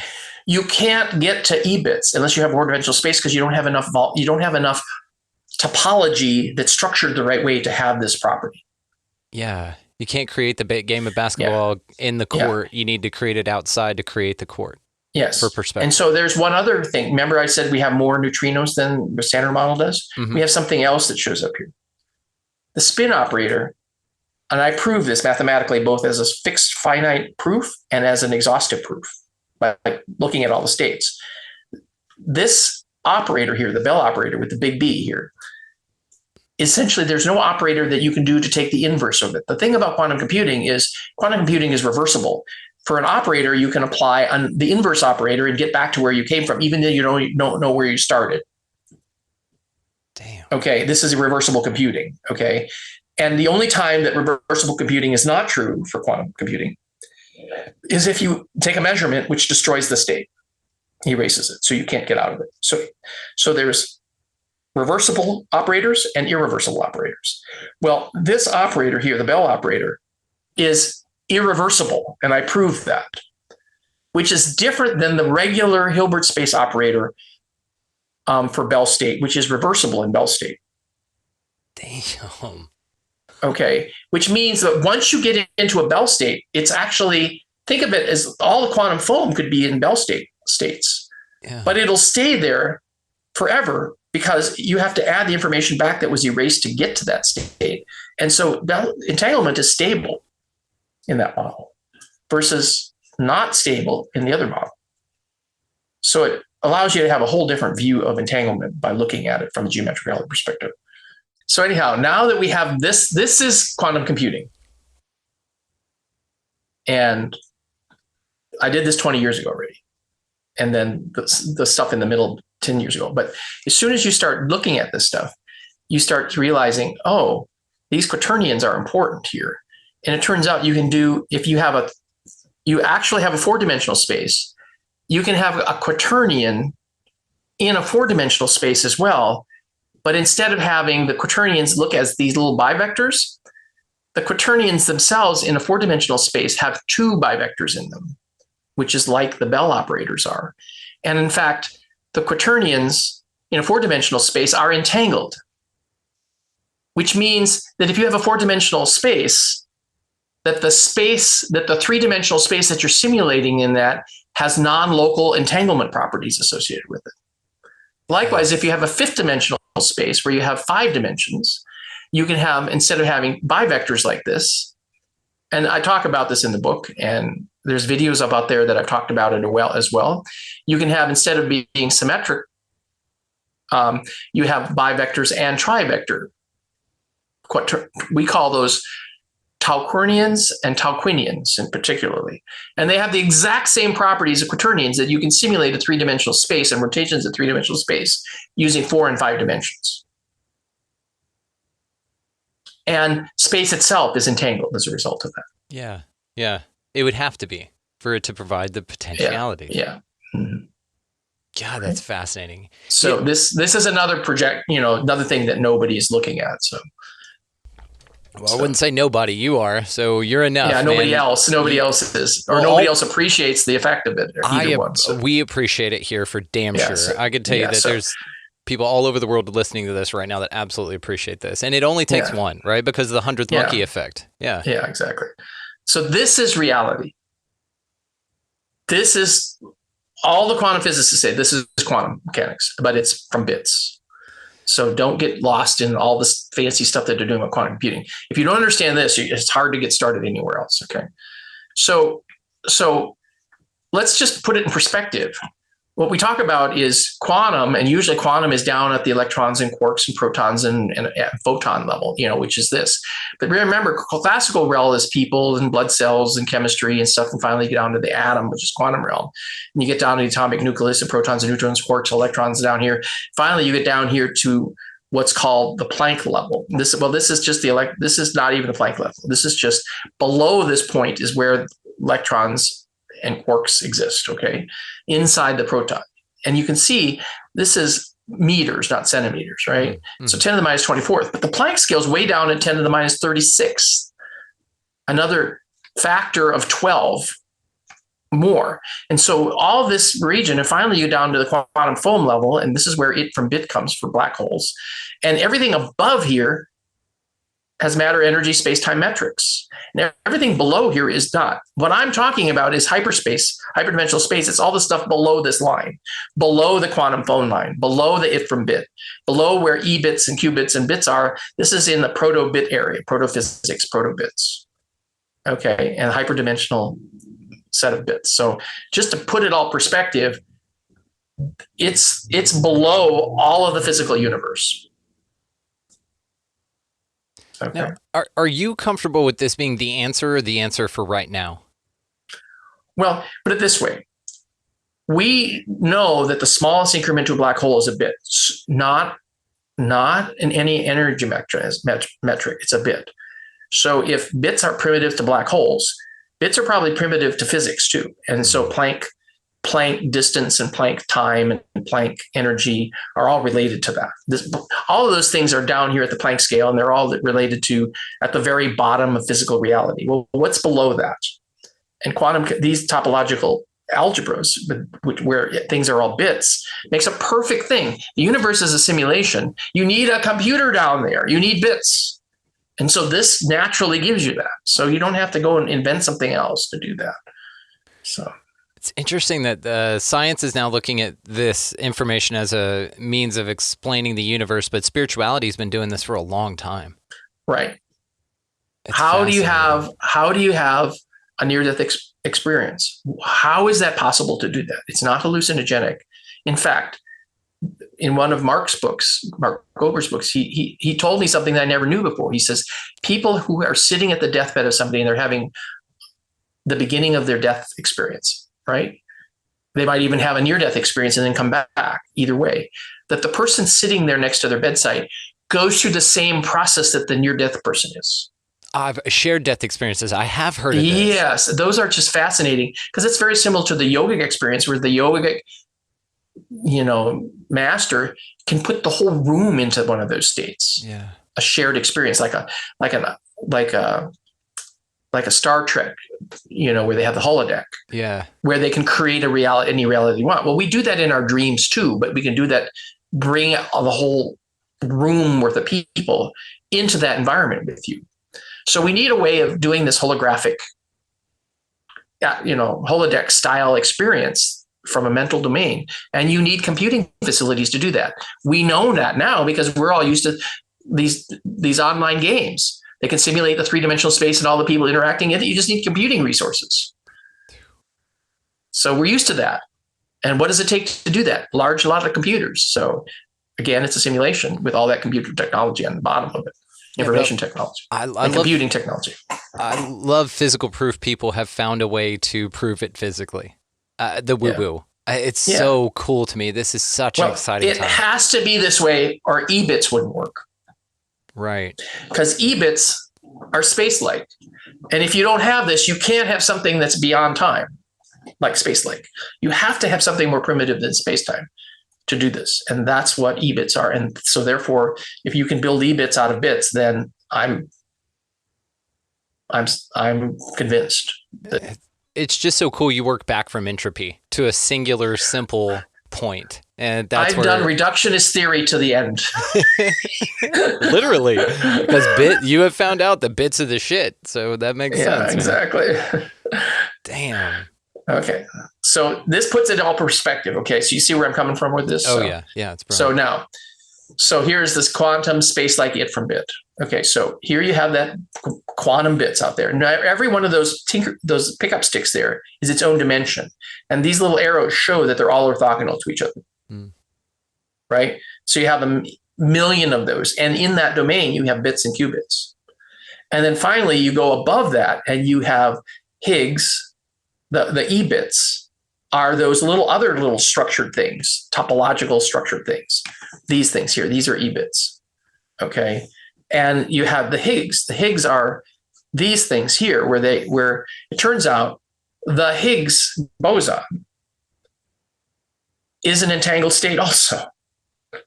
It's a four-dimensional thing. If you look at the structure of the Higgs, it's a boson that has all the even algebra elements in it, which means it looks like it's the sum of a bunch of entangled states. Wow. Okay. And then thoughts is also the domain in here, because these are dimensional. These thoughts have meaning. So then finally you have space-time, which is the quantum foam. That's my image of the quantum foam. Awesome. And then with that comes the quaternions and the Tauquironians and the Tolkienians. So you can have a three-dimensional space, whether you believe it's on a three-dimensional the 3D is inside a 3D structure or a 4D structure or a 5D structure. And then it looks like this simulation, and you can get all the standard model from that. And you can get the law of attraction with the vortex, the Coriolis. So you actually see structures that look like vortexes like this in the computational space. So we're going to talk about that next. Okay. So this is content addressable memory. I got $1 million from the government to study this stuff. And my boss was brilliant in this area. He says, you pick a point in three-dimensional space. It's easy. And then you pick up another point in 100-dimensional space. It's hard. You say, okay, here's a 100-dimensional space, but whether this is 3 dimensions or 100, you still have 2 points. And it's random. Now you pick a second point in that space, and you compute the distance between them in each of those. And you pick a whole many points in each of those spaces, and you compute those distances. So you have a whole cluster of randomly generated points in the space. And what you get is this, that you find the distances, because the randomness cancels each other. The distance measure cancels out the randomness in the dimensions. Right. So you end up getting is a distribution of distances that look like this, with a standard deviation and a peak. But that property is proportional, is related to the number of dimensions you have. So it looks exactly the same thing for 3 dimensions here, or 100 dimensions here. So if you have 2 randomly generated points that are far away from each other, they, on an average, are very clustered from this. And if you normalize this standard deviation with respect to the distance it is, the standard deviation gets smaller and smaller and smaller. So they're all look like this, that if you pick, and you also, if you pick the midpoint of it, you get a standard distance. The square root of n over 6 is this math, that the distance between 2 randomly generated points when you have at least n dimensions of 20, that they're square root of n over 6. It looks like a constant. This constant is equivalent to a metric, like the speed of light is in our space, except this is related to the number of dimensions you have. Whoa. And the standard deviation is independent of n. And we prove this algorithmically, but also using a mathematical tool. We can prove this statically as well. You know, this feels like something that aliens or non-human intelligences, perhaps, that navigate these different dimensions, if they're capable of doing such. This seems like the first day of school for them. This is the kind of thing that they would be aware of. This, if you have a hyperdimensional space, no matter what kind it is, it will have this property. But this would also be... And this is what we got $1 million from the government to go study. Well, it's fascinating because then by proving this as well, this would be kind of your compass. This would be how you would navigate or build a machine to navigate those dimensions. Right. You know how far things are apart and whether that's meaningful or not. Yeah. And this is the basis of meaning. So we drew this little iconic field down here. It says these are the 2 points at the randomly distance. This is the midpoint of the space. And these points here are what we call the standard distance. And this point to the midpoint here is called the standard radius. And think of it as you normalize everything by the standard radius, and you get 1, square root of 2. So all randomly generated points in a high dimensional space are orthogonal to each other. Wow. Which is the same thing as our CDMA. Now, how do you know? In fact, all these randomly generated points or corners or anything, because of the properties of hyperdimensional space, are orthogonal to each other. And it doesn't matter. And it doesn't matter. Doesn't matter. From which point you start at. Like if you were to go up one time, let's say, relative to your position from the 2 points to find the center, and then down the next, they'd be identical. If you took 1 million high dimensional points and then averaged them, you get the midpoint of the space. Wow. And then from that dimension, you put the distance between all the other points. You would find that it's the standard distance. This distance is the standard radius, is the square root of n over 12. And it's because it's related to the fact that, and the standard deviation again has no n in it. It's constant. So, I mean, this is mathematicians, when we show them this, they don't believe it either. Right. Because this is the non-intuitive properties of a hyperdimensional space. Okay. And so this is, again, my superpower is to think about this. But they're only they're only non-intuitive because we're thinking about it from a three-dimensional perspective, right? Absolutely. We have no experience with this. So, wow. So for big N, standard distance and radius are constants. You can think of them as the light year or the speed of light. It's a normalization metric. So you're trying to normalize something, which is what they do in physics all the time. They normalize stuff to get rid of the infinities. Then you can use this as a metric. And this is known as sparse distributed coding. And Numenta is a company that's basically doing the same thing. And and its founder is the Palm Pilot founder. And then he went and did a neural computing company. He says, if you're not using sparse distributed coding techniques in your math, you're not doing AI. And so this is what we were doing AI using this. Okay. And it's related to what we do with spread spectrum. The only difference is it's not randomly generated code. By the way, why random? Because the neurology of our brain looks like randomly generated points. So this means that all our memories that are separate from each other are far apart. So they don't run into each other. And things that are similar to each other are near each other in the space. And so they look like this. Law of attraction is the meaning, and data bits are this address. I was about to say, this is called content addressable memories. Content addressable memories. And yeah, it makes sense then the way you phrased it, because like attracts like in any dimension. Well, it means that two things that are like it have attributes. Okay. Yep. And those attributes end up, if you were to measure the distance between them, if you had 100 attributes, and by the way, NLP has about 100 attributes for their modalities and submodalities. There's about 100 of them. So if you were to go in and put the submodalities for NLP and put it into a grid, things that are similar to each other would show up near each other, and you can find out what the standard distance, standard radius is for that space. And you can say, if it's less than that, you can say, well, then this is significant. It means something. It has meaning, law of attraction. That's what comes from this. Wow.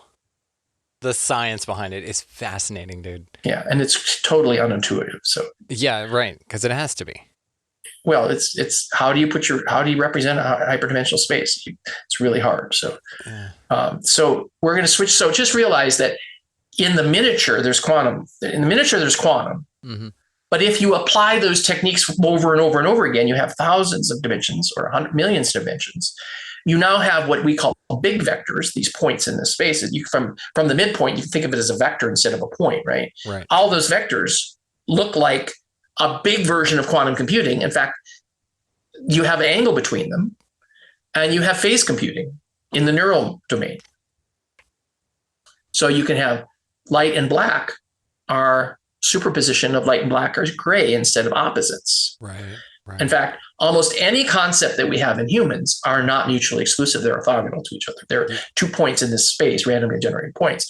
And we would consider them orthogonal. They're opposites, like bits, but they're not. They're more like a qubit. They have a phase angle between them. And they're still distant, and they can be, and you can correlate it with it. That's why it's called correlations. You can correlate its distance to its meaning. And that's how you do this metric. So, wow, it's incredible. This is the math of law of attraction. Yes, and there's no physics here except for hyperdimensional space mathematics. So it's very abstract. Yeah, but it's a way of mathematically explaining it, which is fascinating. Yeah. So this is the Don Juan Carlos Castaneda. This is the assemblage points. Yep. And I mean, we call this duality in this reality. These opposites that exist. This dichotomy has to exist because you need the options. And you can't represent this in a three-dimensional space. Right. That's why the mental realm is like flying around in a spaceship in your mental realm is completely different than flying around in a spaceship in the three-dimensional realm. Yeah, like the laws in dreams are different. Yeah, exactly. So this is the new slide I created for this. Some of these other slides I've already talked about, but not to this in depth because we have a conversation going on so we could interact about it, which is cool. Yeah. So here, what about then the role of dimensionality to all this? Obviously, if you have a hyperdimensional space, so let's get our bearings on this. So if you have a zero-dimensional space, you can think of that as void consciousness. You can think of it as a point. You have no vectors, you have no bits, you have no distinctions. This is the void consciousness. And you can actually get to this void consciousness in certain meditation techniques. You essentially have you include no your consciousness or your mind can be brought to a single point where you include no distinctions. Have you ever done that? If you're in the zone and stuff like that, you're starting to get into that. Yeah. Where if you go to meditate and then you wake up an hour later, it's not like you're sleeping. You're not in time, so you're in the void consciousness. So. Wow. Yeah, I experienced that briefly. So. Cool. So then if you do, this is the 1D bit physics that we're talking about. Then you go to the 2D. This is flat world, qubits, neutrinos, and you see those icons that I use. Okay. This is flat world too, right? Flat world's interesting because you can't tie a knot in flat world. It's not big enough to allow you to tie a knot because it's only flat. So therefore it doesn't really support biology. You could never really have a flat world that had biology in it, not like we know it, because you couldn't have DNA and you couldn't have anything like that in flat world. Yeah. So finally you have the classical worldview, which includes the standard model, but you also have space, time, matter, and energy. Okay. And so you have a three-dimensional space. And then you have the space, what I call the space-time divide. Finally, you have, normally when they think about it, they think about that time is associated with those others, but not necessarily. You don't have to do it that way. And so when you include relativity, then you have what's called the Lorentz contraction, this iconic representation, and you have quantum field theory and all that stuff. Okay. This is got a lot of ancient cultures talking about these cones and the pineal and these vectors that cone out or in. It's very interesting, man, to see this expressed mathematically when there's cave art of it.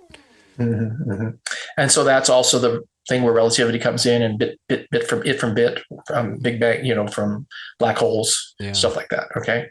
And then finally you get the space-like divide when you go to 4D. Remember I said space-like, time-like versus light-like versus space-like. Space-like, many people don't understand. It means you can't reach those 2 points in space by light because they're disconnected. Either they're too far apart or they're in the past or whatever. They're space-like. But this divide includes 4D entanglement, which is a spooky distance. And it turns out we have a version of quarks. I showed a quark had a one-dimensional thing and a two-dimensional thing. Well, a dark quark is a one-dimensional thing and a three-dimensional thing, a trivector. And if you combine those, you get dark energy and dark matter, and they're all entangled too, using quaternions,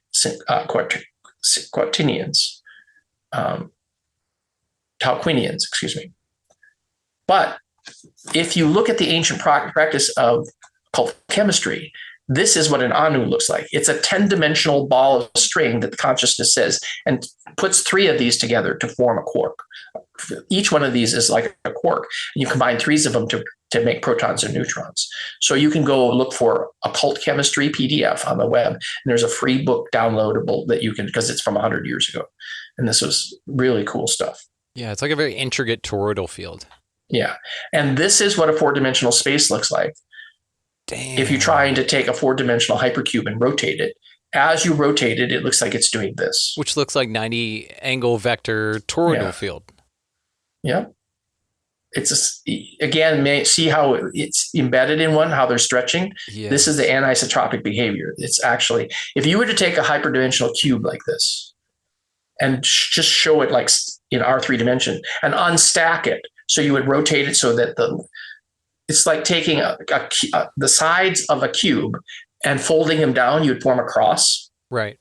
If you form what's called the 4-dimensional cube, cross is the hypercube. If you take a hypercube and unfold it, you would end up with a cross that's made up of cubes instead of planes. Right. So this is fascinating. What an awesome image, man. I love that. Yeah. And so then finally you get what I call the information entropy divide. And this is where you get to 5D. But notice that in 5D, you can still do quaternions, excuse me. And so this is the beginning of pure source beings and orbs.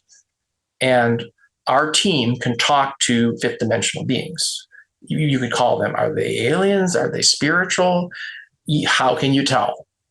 But they're giving us spiritual information. And the reason is, the spiritual information is that in their domain, which is 5 dimensions, well, we're going to label as 5 dimensions. It might be more than that, but let's say it's 5 dimensions. It's kind of like it's the first thing above 4 dimension.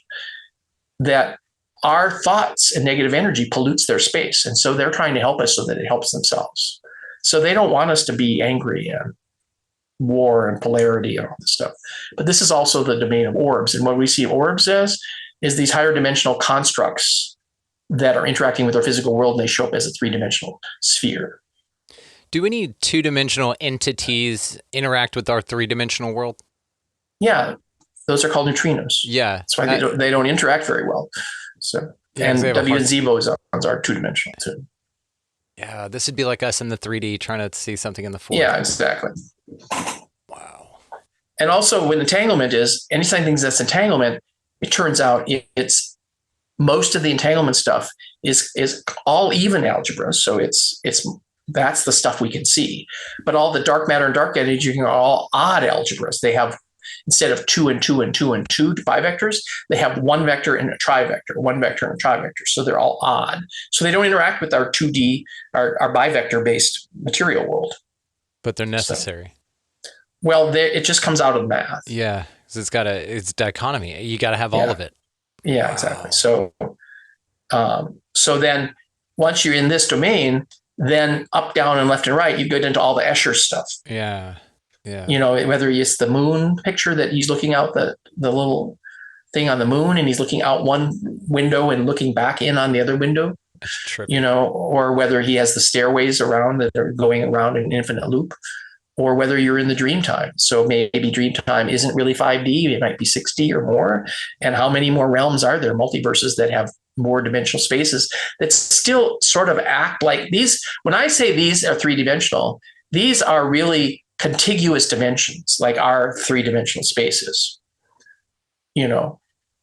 And then I finally get to the point where I say, okay, once you have an ND, an arbitrary number of bit dimensions, then you have the simulation, bit physics simulation realms and the meaning and the law of attraction.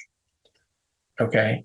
So this now here is no longer has these properties like Escher, where it's actual 5 dimensions and you have up, down, left, right, north, south, you know, east and west, and then 2 more dimensions.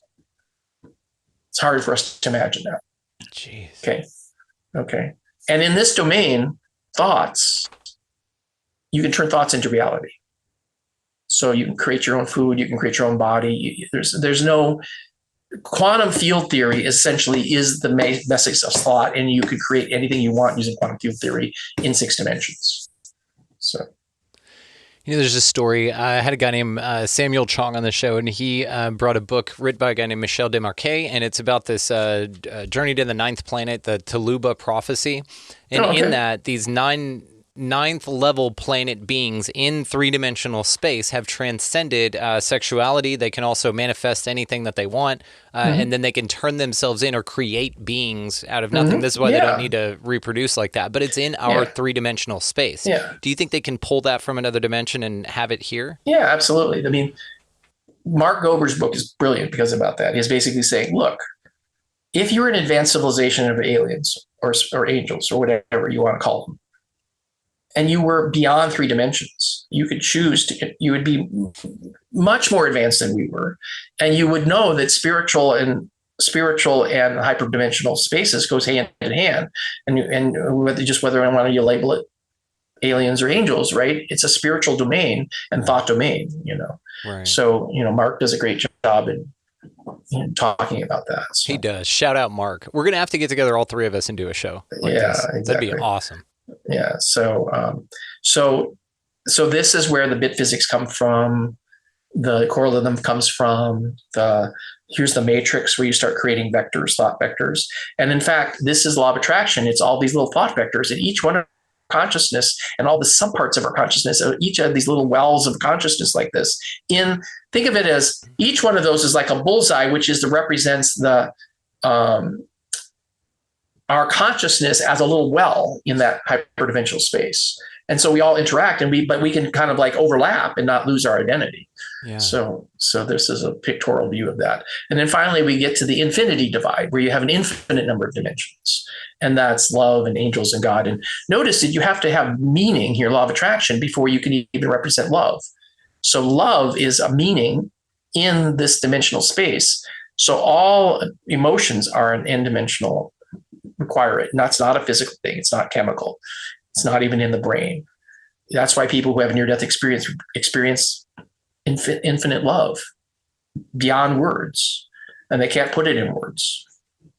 You know, a lot of people expect a certain thing when talking to a quantum computing PhD, but with you, it's very interesting because what I like about this is that you've done the work enough to get to a point to where in your slide presentation, we're talking about love, angels, meaning, Merkabas, and bit physics, bit physics, law of attraction. I mean, this is where the data has led you, which is fascinating to me, man, that you get to this point to where you start explaining some of the things that we love talking about here on the show. Yeah. And now you know why the word consciousness doesn't do any of this justice. Right. Because you can't be discriminate. You can't talk about it in a concrete way like this is. So, it's too limiting. Yeah. So then the last thing is now since you have hyperspace, you also have hypertime because space and time are related.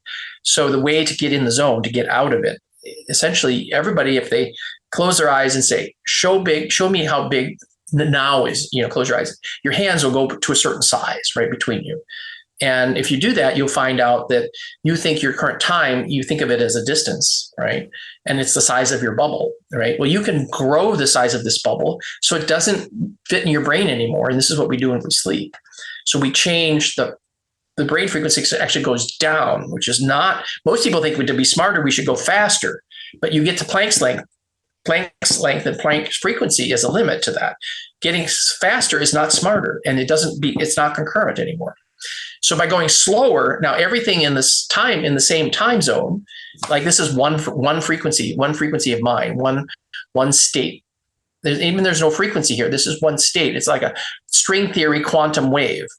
Everything in this time is considered simultaneous. So this is quantum computing with maximum concurrency, where everything in this here is concurrency that you can do in this time frame and then followed by another time frame. But if you can do maximum concurrency, you're stepping out of space by stepping out of time. Kind of they go hand in hand. So this is a pictorial representation of how to do that. Higher frequency means higher energy. You don't want that. But also lower noise. You want longer wavelength leads to more unity. And so slowing your thoughts, you step out of space-time, and that's transcendence. And so, and there's no matter, energy, space, time in that either. It's pure hyperdimensional time and hyperspace. And the only time that's in there is change. But if you're in your own time, you can have a dream that's an epic dream that you imagine you lived a whole life, and it all happens in a couple of hours with the dream time, physical time. And it's because your time, perceived time, is related to a change in the rate of change of thoughts that you have, and that's independent of the physical clock universe. So time is not a thing. And Carlos Castaneda does that too. He switches his frequency, and he lives in a universe that time is running at a different rate than us. So. Yes. Well, you can do this here because time is incredibly subjective. I've talked about this quite a bit. Is that, when you go to work, 8 hours will seem like a week or something. Yeah. It seems like forever. But on the weekend, time flies by because of the state or the vibration or the energy level you're operating and perceiving your reality at. Yeah, exactly. So just be aware that this is the zone. Getting in the zone is you stepping out of time, and you don't experience time. In fact, an NLP guy, Richard Bandler, he specifically contracts with people to consult with them. And one of his contractors was this guy who was having a batting slump. And the guy says, well, how much do I owe you? I'm going to pay you. How much is it going to be? He says, let's see what happens first. But basically, I'm going to expect you to pay me a percentage of the increase in your contract that you're going to get from the baseball team. Okay. So he showed this guy a technique for warping time and warping space to hit the ball. As the ball came in, he warped the perspective of time. So the ball looked like it was going real slow and got a little bit bigger so he couldn't miss it. And Bandler completely freaked out this professional pitcher who was there to help them, because he hit everything the guy threw at him, and he was an amateur baseball player. Because he could work. So he taught this guy how to do it. And Bandler's, the guy got $20 million more. So Bandler's fee for this thing was $2 million or something like that. Wow. Which makes sense of why they would want to hide this information from us, because it empowers us. So there's a contrived idea here to suppress this. So Bandler talks about this in some of his books. So that's why I can talk about it. Yeah. So it's not like it's trade secret NLP lore, hush, hush, don't talk about it. Right. But it's all about, and in fact, gravity is related to time. gravity points in the direction that time is slower, and it's related. Okay, so if you can warp time, you're warping gravity. No wonder people have, float above gravity. They float when they're in these Zen states, these hopping and that kind of stuff, because they're outside of time, so they're outside of gravity too. So yeah, and this makes me think of that's what the ancients were doing when they built like the pyramids, for instance, is they basically stepped into a dimension where they could build it, and then where gravity wasn't a thing, or they altered their vibration here, or even the consciousness. Or they were of advanced beings, and they could naturally do this with their mind anyhow. So that's an option. They weren't really the Egyptians. Yeah, that's absolutely an option. Then you have people like Ed Lee Scallion, who built Coral Castle out there in Florida, and he said that he knew the secret to the pyramids based on this, and it was about sound and frequency, turning gravity off, and it may be done in a different place, basically. Yeah, exactly. Mm-hmm. Wow. People say that's what Tesla was working on. Yeah. You'll never know because the government scooped it all up. So well, you tied in with this source science stuff to Tesla. Yeah. So you end up with quantum randomness is the bottom of this. This is like one of the last couple slides here. Okay. So, and then you end up having the quantum foam like this. And then you have what we call, this is the new company I'm working with. Essentially, we're working with a brilliant scientist. I would call him a mad scientist. And he figured out how to talk to his spirit guides to give us this technology. And you would say those spirit guides are fifth dimensional. Who could say for sure, but they gave him this technology. Basically, it takes this randomness and turns it into coherence. So the name of our company is called Coherent Spaces. And we built this WISH unit, World Integrity Space Harmonized. We like the acronym, so we came up with the name. But the name is descriptive of what we're doing. And we're producing these coherent waves. And so it represents, it's the sign of quantum resonance that makes spaces more coherent and order, which supports thoughts being more ordered too. And so this is what we're doing. And these thoughts that look like random quantum foam now look like high dimensional crystals. These are Julia sets, which are fractal patterns. But imagine a high dimensional version of a fractal pattern or high dimensional version of a snowflake. Okay. Yeah. So when people look at this, you could think of it as an orb, but you could also think of it as a crystal and snowflake and crystal. And so it's order. It's ordered. It's more ordered than randomness would be. And so that's what this thing is doing. And it's using special technology to do this. So you turn on. So right now I have one of these here, if you can see it. Yeah. And it's got a blue light on it. And I've had it on during this whole talk. So if anybody was wondering why they're attracted to this talk, it's because I've had this on the whole time. And what's going on with this talk? It's because of this. And it's even the logo is energized. It represents what we're doing, the science of what we're doing. So all I have to do is go to our website, coherentspaces.com, and print out the logo. And it's for free broadcast technology that we're giving to get people interested in this. You don't have to, we don't just print out the logo and put it around your house and show what happens to you and your animals, and put it under your plants and see what happens. Because this is picking up the broadcast that we're doing with the satellite network we have, and it picks up this same pattern, with a lower fidelity. But then if you go buy one of these and you turn it on, it was designed with specifically electrical and source science awareness. Okay. And that's a quantum resonance using very specific materials, layout, technology, special powders, special frequency crystals in here. All that makes the species more coherent. And negative thoughts and emotions disappear. They're not supported. Those things are too low frequency, too low of a complexity, and aren't supported in that environment. They just drop out and they disappear. And so it's a communication device. It supports your higher self and intuition. You can think of it as your new best friend. It's like, oh, now I can use this to help me talk with my higher self, which is my higher self is really my best friend. And we just are disconnected from it. So this thing helps you connect with that. And so where our target is autistic kids. Autistic kids love this because they're disconnected from their physical brain because of all the negative energy in the physical universe. So this helps isolate them from that, but we could use it any kind of therapy clinics, any kind of offices, elderly home. And so we have, this is not a medical device. We're not making any medical claims. We've done early production of this. This design has been around for 30 years, and the inventor only says it's now time to release it to the physical world. So he's licensed us to build this. So it's been around for a long time. We have a lot of on our website, we have a lot of testimonials based on the small number that we've already sold. And so now we're ramping up sales and releasing this information that people, now that we're kind of in the early thing.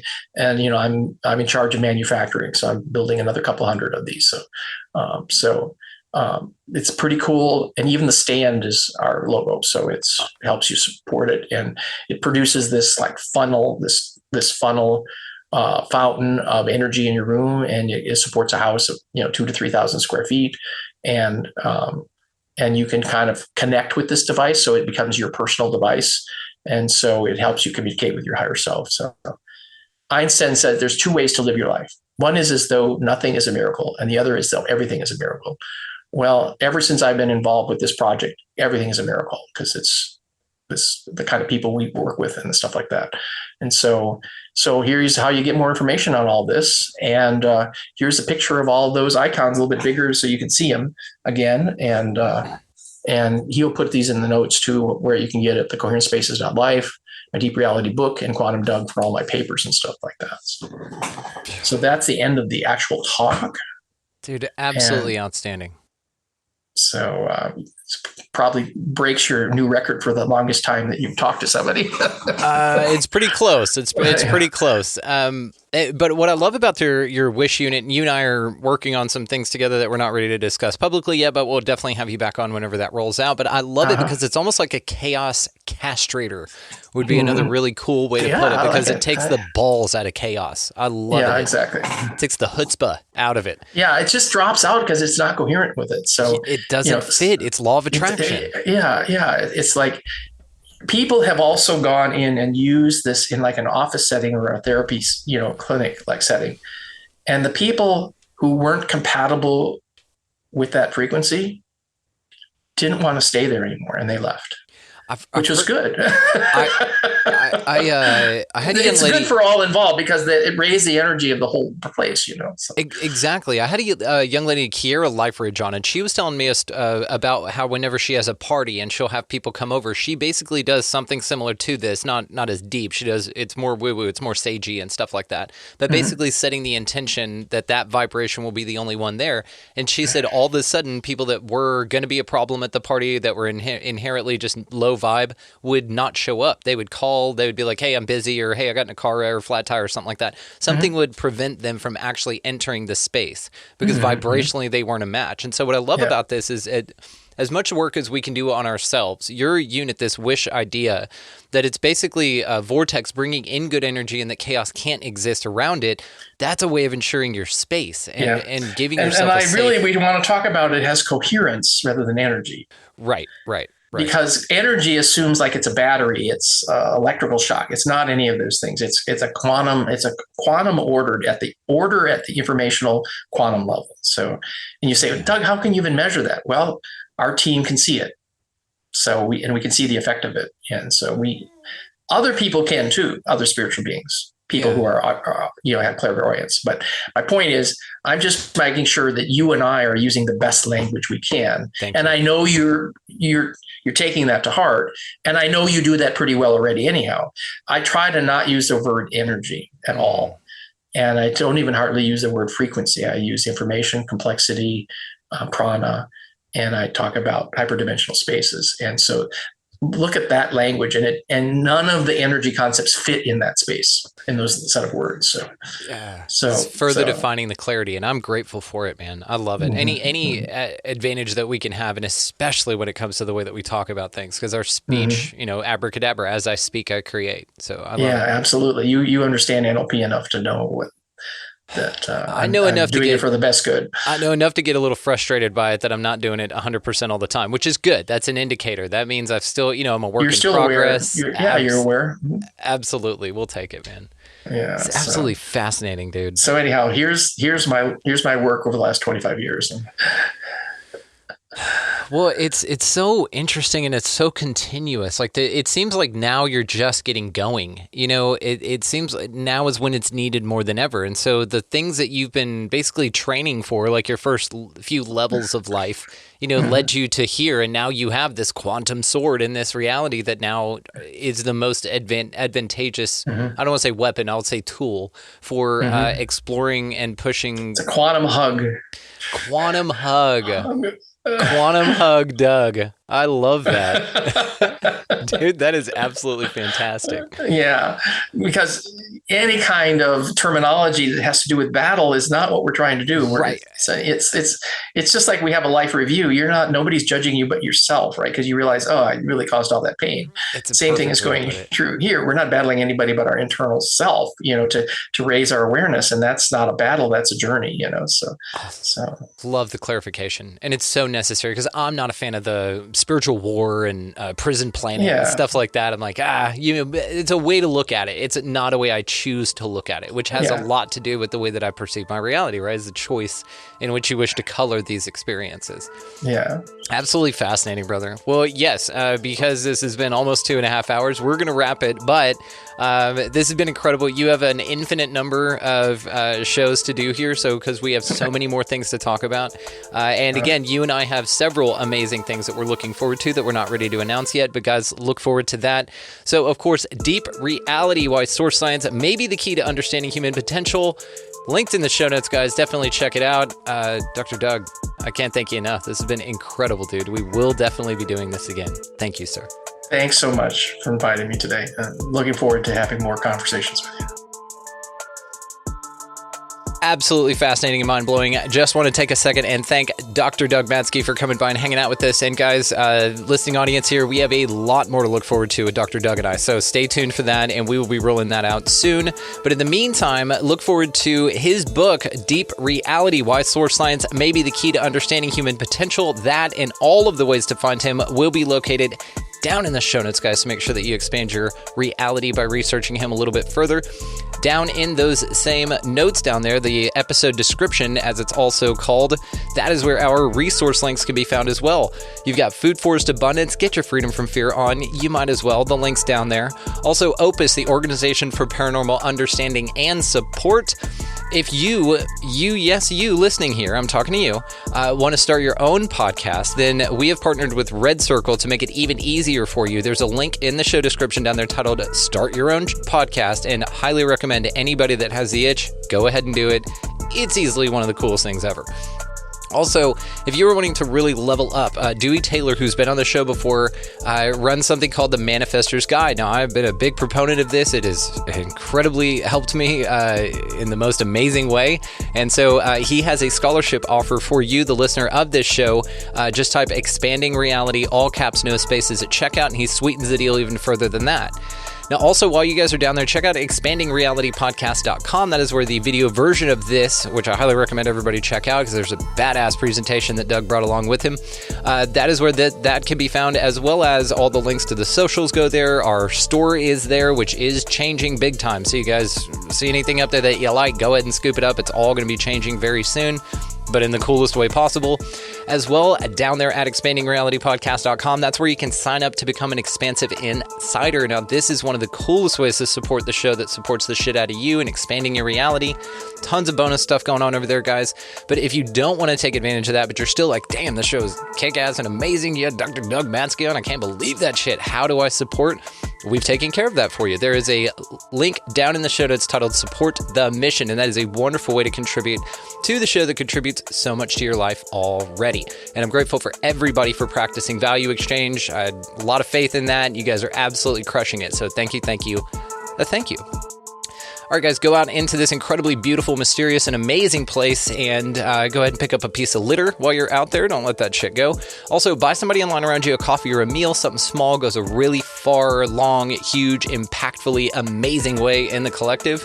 Also, while you're out there just crushing it at life in general, go ahead and get out of the left-hand lane if you've got somebody behind you wanting to pass there.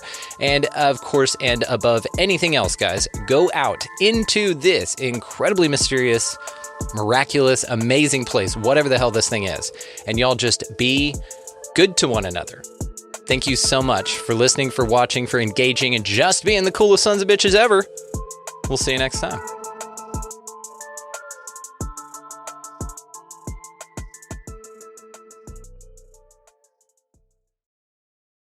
At Grainger, we're for the ones who specialize in saving the day and for the ones who've mastered the art of keeping business moving. We offer industrial-grade supplies for every industry with same-day pickup and next-day delivery on most orders, all backed by real people ready to help. So you can get the right answers and products right when you need them. Call, click Grainger.com, or just stop by. Grainger, for the ones who get it done.